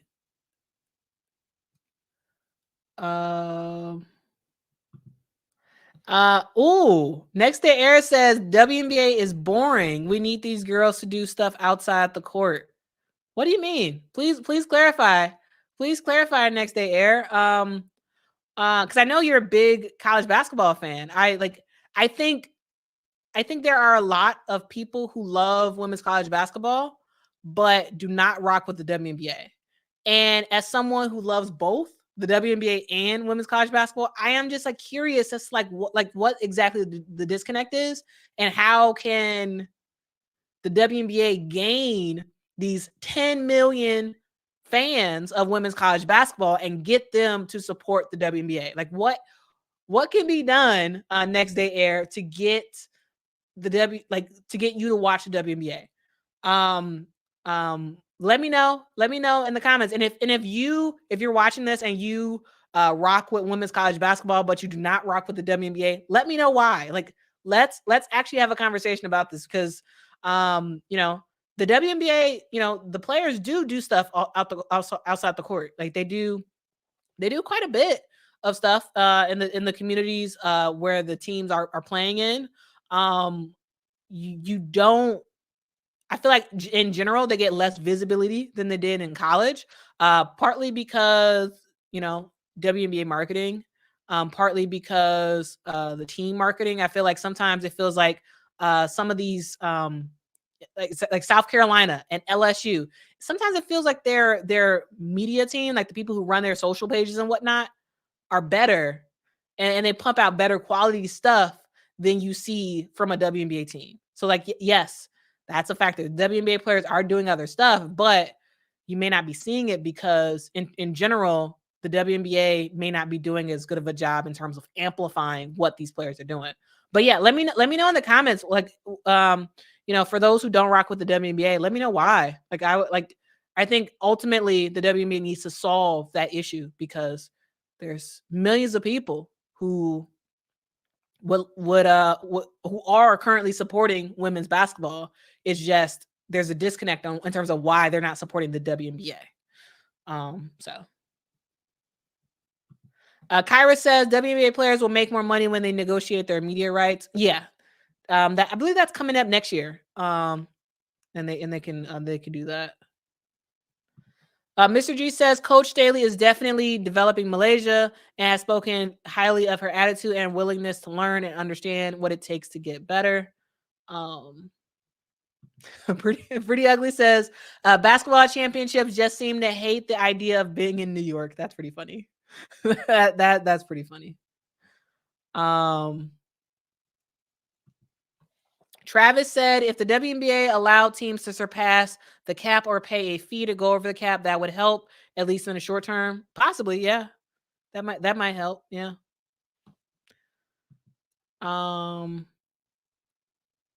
Shree says, I don't think Fulwale has a bad attitude, but she definitely needs more discipline as a whole to know when and where to pull the flashy moves she tends to do at times. Yeah, she can be an offensive liability. Yes, I agree. Yeah, she just needs a little bit more discipline. That's all on the offensive and defensive end, in my opinion. Audrey says they do stuff outside the court. WNBA is bad at marketing it. Okay, next to Air says it's the social media area. To grow the WNBA, you need to do other things. I get what you're saying. I get what you're saying. Okay. I get what you're saying. Thank you for saying that. Next to Air says I like both, but let's be honest, they don't make the news. No controversy, no BS. People are messy. They want to see. Yeah. I think you have a point. Women's college basketball feels like it's everywhere when the season is going on, and it feels like the WNBA when the WNBA is in season, it feels like sometimes like the WNBA is being drowned out. And it's partially because it feels like there's a lot more coverage of women's college basketball than the WNBA. It feels like a lot more reporters are talking about it. It feels like a lot more stuff is happening on social media. And the teams and the league does not help that process because I feel like just compare South Carolina, compare LSU, compare UConn, compare what they do on social media to some of these WNBA teams, and it's night and day. It's night and day, and a lot of times it's students at these schools who are doing that stuff, And for the WNBA, I don't know. Like, yes, some of these teams have really good social presence. Like, for example, I think the Las Vegas Aces, they have a really good social. And I do enjoy that, but like overall, I think the WNBA just needs to step up their game. You're right; they don't make the news as much as in college. Yeah, I think you have a point. I think you do have a point. Kurt says, I guess I'm a Fever fan now, but that combo of Caitlin Clark, Aaliyah Boston, and Alyssa Smith would be deadly. I completely agree. Let's see what else what other advice do you all have for the WNBA? Let me know, because let's really talk about that. Let's really talk about that. So Shree says, I think the WNBA needs better marketing and social media marketing, because now the fan bases are starting to travel with women leaving their college and playing yep. Yeah. Overall, I think you have a point, Shree. there are a lot of fans who are like huge fans of certain players, and then when the players graduate and leave to go to the WNBA, it's like they kind of fall in a hole of sorts. And that's partially because a good amount of them do get cut. For example, Alexis Morris, Monica Sonano. These are players who were in the championship game, big deals for their teams, and had huge fan bases. And the fan bases, I'm sure, would have loved to continue to support their favorite player, but they got cut. Also, in general, the WNBA, in terms of marketing and promotion, they try, of course, and I know they're doing the best they can, but like there just needs to be a little bit more. They need to up their game a little bit more to capture people's attention. Mika says, was just going to say that Quita, WNBA needs a marketing team like LSU or South Carolina. They do a great job in college with advertising, 100%. And the thing is, these are students. Likely, these are students who are running these pages. And so can the WNBA, here's an idea. Can the WNBA create a internship program for the people who run South Carolina women's basketball social, LSU women's basketball social, UConn's social, Tennessee? Like, can the WNBA partner with some of these colleges and get their social media people to work on WNBA stuff? Of course, pay them a salary. Of course, pay them a real salary, and see if you can help to develop them even further in terms of like, yes, I know you're killing it on the college game, but like, in terms of getting them to interact with pro athletes and whatnot. Like, I wonder if that will help the WNBA, because you have people who are killing it, absolutely killing it on the college end of things, but it feels like it's a drop off when it comes to the WNBA. So like that's for sure something that the WNBA needs to consider. But let's see what else y'all have to say about the WNBA and like why you may or may not rock with the WNBA. Let's keep talking about this. B Girl 1214 says, honestly, it's hard to watch the WNBA. There are so many times where channels would rather air black screens because of contact issue. What? I'm reading this. Honestly, it's hard to watch WNBA. There are so many times where channels would rather air black screens because of contact issues. Do you mean contract issue? B Girl 1214, can you please clarify? I don't totally understand what you're saying. Next Day Air says, I mean, something has to happen. People love negative things. The social media area is crazy. The NCAA tournament got all these views because of negativity. And let's be honest, there was a race. Yeah. You have a point. You have a point. People love controversy. And that's the thing, controversy draws fans to, or casual fans, and also serious fans to tap in and to connect with a league. And yeah, you're right. Controversy did bring a lot of eyes. Some of those 10 million people who watched the finals game, some of them probably was watching because they saw something that Caitlin Clark did, and it was some controversy around that, or like they didn't like Angel Reese, so they were watching it to watch her fail or something. Like there probably was people like that, and that for sure is a thing as well. So Pretty Ugly says, that's why I say Boston at Fever, Clark at Seattle, and Angel at LA. WNBA needs to build rivalries the same way the NBA did with Bird and Magic. Jordan and the Pistons focus on marketing superstars more.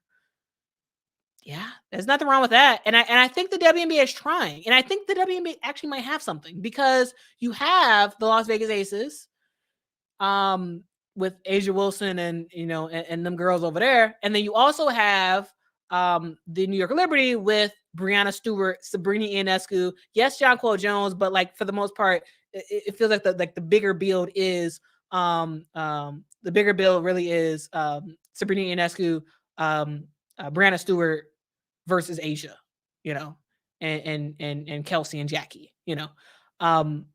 That's a big those are big rivalries already. And now in the middle of the country in Indiana, looks like you're gonna have Caitlin Clark, Aaliyah Boston, and Alyssa Smith. That's looking pretty good. That's looking pretty good right there. If Indiana and Chicago can get a little bit more of a rivalry, that could help as well. To bring a little bit more attention. But I feel like you already kind of have some rivalries already. With this new Indiana team, possibly that helps a little bit. Yeah, Sheree, I agree. The Aces have the best social media presence. I completely agree. Yes. Next air said City Colson said she knew it and was doing a show and we heard nothing about it. It'd be everywhere doing everything after winning it. Yeah. Yeah. She was doing a show with Teresa Plaisance. I forgot what network that was with, but yeah, I mean I saw it and mainly because I followed them on social media. But yeah, it didn't. I guarantee you if let's say I don't know, pick two college players. Let's pick Paige Becker. Oh, if you could hit that like button, that'd be great. Let's pick Paige Beckers and AZ Fudd. Let's say they had a TV show. I guarantee you, let's say it's on the same network. I guarantee you, it would have gotten more play on TV. More networks would be talking about it. It would be everywhere. Everybody would be talking about this show that they had together. Because in general, visibility for WNBA players is just less. It's not great. That's not how I want it to be. But it just is. Audrey says WNBA also loses potential fan bases increase. Yeah, when those draftees get cut. Yes, 100%. Yeah. Yeah. You had Iowa fans who were ready to support the LA Sparks. And then they cut you know, they cut Monica Sonano as a big deal. You're gonna have Carver Hawkeye West in LA, and people would have came out and showed up to support. But you know, when their player gets cut, then they're like, "Well, I don't want to support you anymore," because what it takes is a connection with the player. To me, it takes a connection with the player to be the plug to get college fans to become WNBA fans. Yes, you want them to be like, oh, I just love the game and I just want to watch and become a fan just because of that. Sure, that I'm sure that's what the WNBA wants, but you know, people are attached to other people, so it's important for people when they're getting into the WNBA for them to have a player that they really connect with and a player that actually stays with the team. You know, so that's for sure a thing. Frank says I love both WNBA and women's college basketball. That's right, Frank. I do too. KRL says I think Caitlin is going to the draft. I feel like she wants to play with Aaliyah. I agree. All right, WNBA does not market their teams. They do, but they could do a better job. They could do it 100%. They could do a better job. Next day air says they need more fights in the WNBA. Sorry, not sorry. Yeah. Controversy does bring eyeballs. It just does. It just does. And that's something that the NBA recognizes too. That's something that basically all sports leagues recognize. No more fouls. What a great name. No more fouls says I definitely agree on the need for more rivalries. One of the things that seemed to get lost when they stopped doing East versus West finals was yes. Yep. Yeah, I remember those. But the reason why I think here's the reason why I think they got rid of the West Coast and East Coast kind of conference stuff is because it got to the point where the East Coast sucked. The East Coast was terrible. And the West Coast teams were actually really good. And you had West Coast teams that had better records and didn't make the playoffs than some of these East Coast teams. And the East Coast was just terrible, like absolutely terrible, for the most part. There was like a stretch where they were really bad. And I think that's why the WNBA was like, we can't have this where it's so lopsided in terms of talent. So let's just get rid of conferences in terms of the playoffs. Just the top 8 teams is going to make it. I think that's why they did that. They made that decision, but yeah. Pretty Ugly says proof the WNBA lacks marketing is the Final Four was great. Instead of building on the hype, they draft then cut many popular players, picks like Brie Beal, etc. Sticking with yeah. Fair enough. But I think there's a slight difference between WNBA marketing and GMs sort of looking out for the betterment of the league as a whole. So GMs are, the WNBA is it's a league of a maximum of 144 players. And so GMs are like, I just need the best people on my team, or it's like a politics stuff happening in the back end of things where they don't go for the rookies. And that's not a marketing call. That's a GM call. But I think GMs really need to consider the betterment of the league and of their team. Yes, it may take this person a little bit of time to get it together, but you're gaining a whole lot of likely financial support if you decide to actually play or decide to actually get some of these players to make the team. Like Brie Beal, cut. Destiny Henderson. I mean, she played last year or 2 seasons ago, but she was cut this year. Monica Sonano, Alexis Morris. There's a lot of other players who have been cut. And that's a huge loss, Audrey says there would be veteran players that won't see a minute the whole season. Why not develop the rookies instead and grow the game?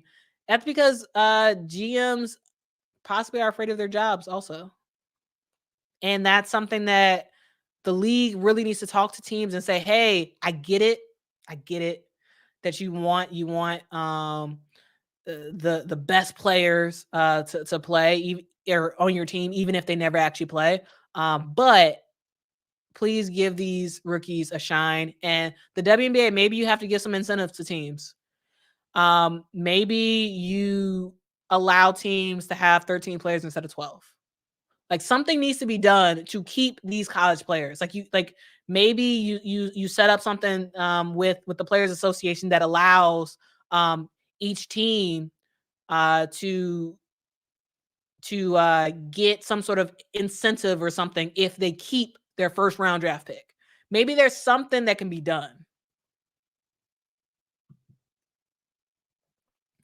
Can someone tell me if I am still live? I think my stream has gone out. Can someone let me know?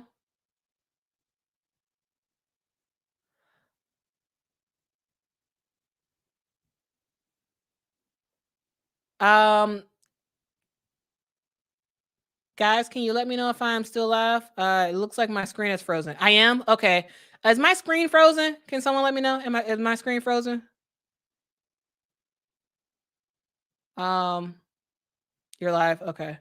Well, I guess I'll keep going. It looks like my screen is frozen on my end, so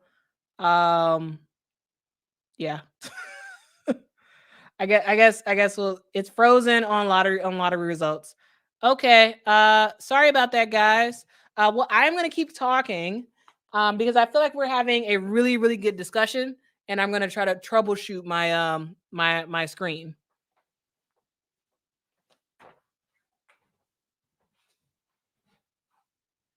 All right.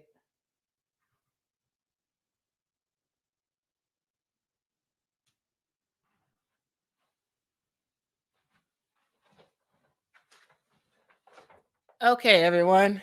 Okay. So I'm just gonna keep going. And I do apologize for I don't know, whatever's going on with my screen, with my video. It's not showing, but I'm gonna keep going. I am going to keep going. Oh, shout out to Next Day Air. Thank you so much. Next Day Air says, thank you for loving the game, college and WNBA, and even overseas. Let's grow the game for women. They deserve it, past, present, and future. Facts. 100%. Thank you so much, Next Day Air. I really do appreciate the support. I really, really do. Thank you so much. I thank y'all for watching and rocking with me and sharing y'all thoughts. Yeah, Travis, shout out to Next Day Air. Yeah, truly, thank you so much. I don't know what's going on with my video. It looks like it's overheating, so that's probably my big issue. But y'all, we continue to talk about the WNBA.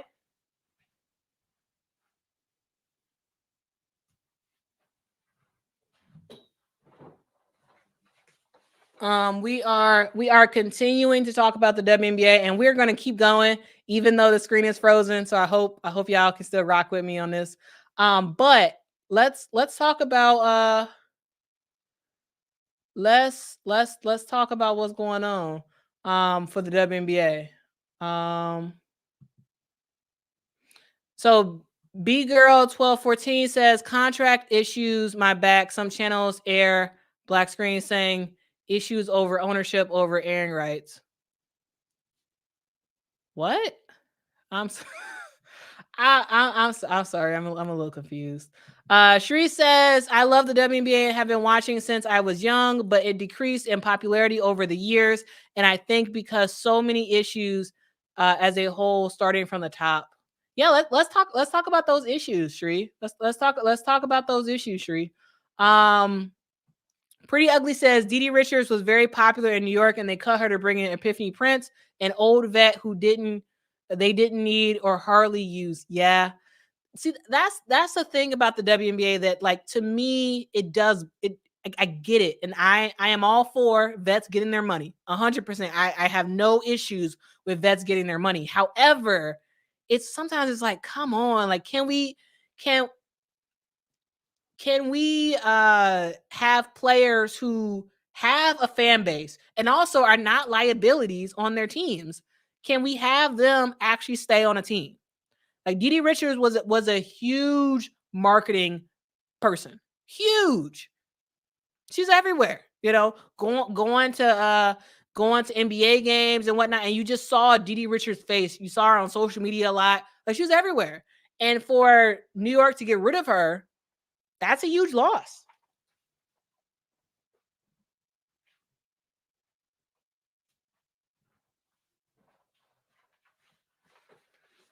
That is a huge loss. And I think that there was a lot of fans who really rocked with Dee Dee Richards and they wanted to continue to see her play in the WNBA. And now they don't have that opportunity because now she's gone. You know, that is a big deal. That is a very big deal. So I don't know. It's kind of problematic. Kind of annoying a little bit, but it is what it is. It is what it is. What else y'all got to say? Um B Girl 1214 says social media marketing outreach in their communities. Their games need to be more accessible on more TV. Oh, I get what you're saying. I do agree with that. I do agree.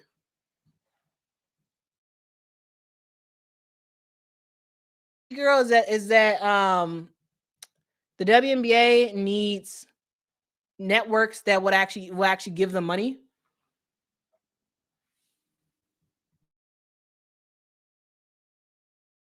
Have platforms like Meta, and you have platforms like Twitter, Twitter or X, that are like, hey, we'll give you some money.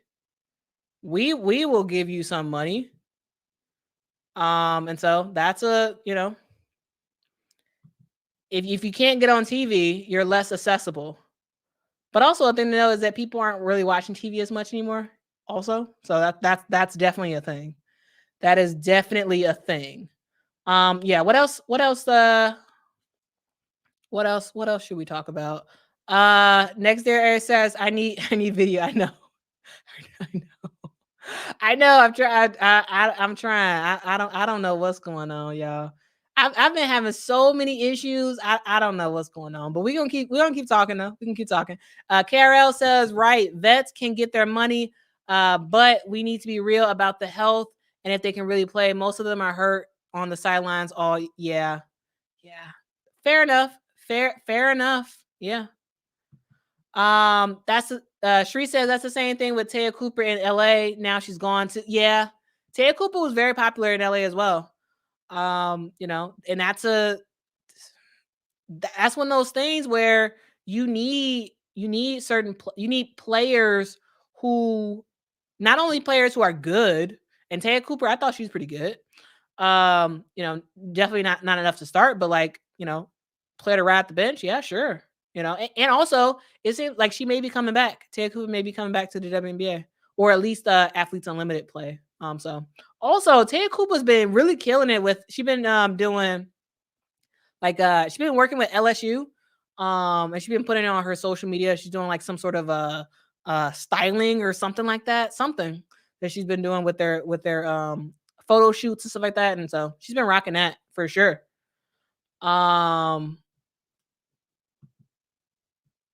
Kyra says, I've seen the screen B girl was speaking of. The game is listed to come on a certain channel, then oh, I get what you're saying. Okay, I understand now. So yeah, that stuff does happen. Sometimes that stuff pops up, and then also there's times where a game is supposed to come on and then it says something like you can't watch it because I don't know, something about the location that you're at or something like that. Like it's blacked out because of your location as well. So that's a thing as well. Yeah. Yes. Goodness rated Boo says Taya Cooper has over 1 million followers on Instagram. Yeah. And she got cut from the WNBA. Like I get it. I understand that you as a GM, you may make a decision like, oh, I want to cut this player. But also, if you think about the amount of people that you now cannot reach anymore because they're done, their avenue to the WNBA was Taya Cooper. Now Taya Cooper's gone,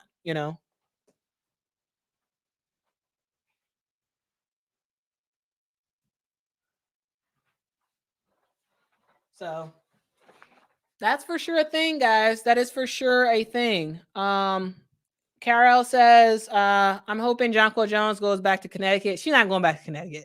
No. If I was a Connecticut fan, I would say I don't want you to come back. If I was a Connecticut fan, I would not want her to come back. Next day air says Quita and all of her subscribers need to apply for their social media team. Apply for the social media teams. We have great ideas, but why did it take all these years for them to figure it out? They don't want that NBA money. Yeah. There's a lot of people who have great ideas for these teams. But it is what it is. It is what it is. A few big games every WNBA season. They should play at a major university campus. WNBA teams are far spread. Aces versus Liberty plays at South Carolina or Florida. Now that B Girl 1214, that is a phenomenal idea. That is a phenomenal idea. That could be kind of awesome. That could be kind of awesome. The WNBA going to different colleges and playing there. I will say that the WNBA does play in during the summer, so the students won't be out to watch these games and whatnot, but having them play on campus to me would be huge. And also the WNBA just doing more during women's college basketball season. Like, yes, There's been a lot of WNBA posts around the lottery, the draft lottery today, and I've been seeing the last couple of days. There've been a lot of stuff, but like for the most part, the WNBA isn't doing that much in terms of interaction with college women's college teams. Like I think there needs to be not every WNBA player goes overseas to play. Each WNBA team has a player that they pay for sort of marketing purposes and a player that sort of stays in the US. Why not have those players do tours around women's college, like around the women's college basketball space? Have, you know, I know some players are like coaching for certain teams, but like you also have players who are just here and not, you know, they're training or doing whatever, but they're in the US. So why not have them go to various games, in basically any game that's on ESPN? Why don't you have WNBA players in attendance? Any women's college basketball game that's on ESPN. Why not have WNBA players in attendance? Like, why not? It makes sense because as the game is happening, they cut and they say, hey, you know, XYZ person from this team is in attendance. It makes a lot of sense. Like today at the game is happening in Unkinsville. And we have there was a couple WNBA players during the South Carolina Utah game, and they talked about it. They were like, XYZ is here, you know. They even interviewed Ty Harris. Ty Harris was there, and they interviewed her. Again, that's what you should be doing. But we should have players at every single game. Every single game. Next air says, I agree. Aces versus Liberty on a college campus. Indeed. Yep. That would be great. Sheree says, definitely being more connected with women's college basketball and space would be major highlight of the WNBA. Facts. It would be huge. It would be huge. Oh, Mercury and the Sun at Rutgers? Now that could be pretty interesting. Yeah. I mean, Rutgers has a really good fan base. That would be big.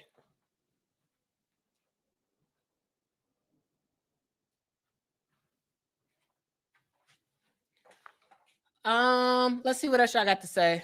What else I got to say? I saw something about Kateri Poole. Where is that? I saw something about Kateri Poole.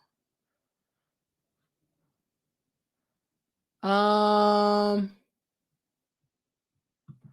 no Kateri Poole on LSU anymore. Did something just happen? Poole has been dismissed by LSU. Oh, really? Wow.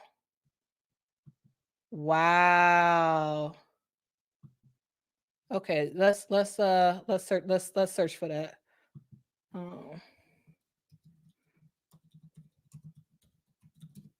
I think that's how you spell her name. Let's see. Well, okay. So yeah, according to the Athletic, Kateri Poole is no longer on the LSU basketball team, Coach Mulkey said on Sunday. Wow. That's huge. Wow, guys. Wow. That is huge. Wow. That's a big deal. That's a huge bummer. That is a huge bummer because Kateri Poole is a good player. Kateri Poole is a good player, and I enjoyed watching her play for LSU last year. I really enjoyed it.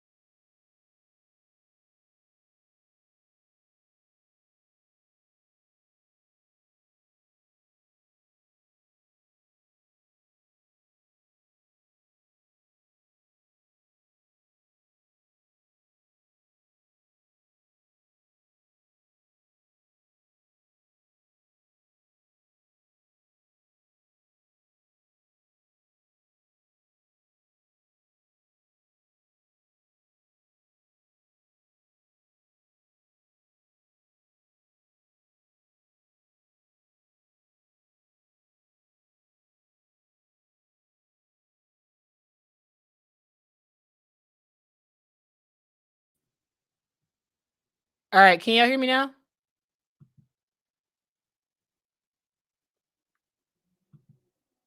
Hello? Can y'all hear me? Hello? Okay, I'm back. Man, I don't know what's going on. Okay, guys. Can y'all if y'all want to keep doing a stream, let me disconnect.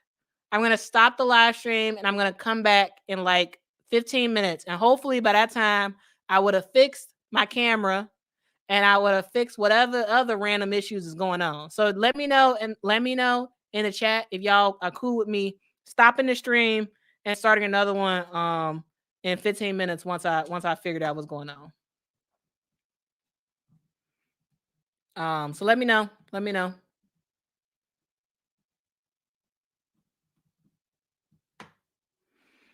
All right. All right, that works. Okay. Okay. I will be Joylyn said, please. I will be right back, guys. I'm gonna end this stream. Join me right back here. So we can discuss more about this Kateri Poole thing. And also we're gonna continue our conversation about the WNBA. All right. I will talk to y'all shortly. Bye.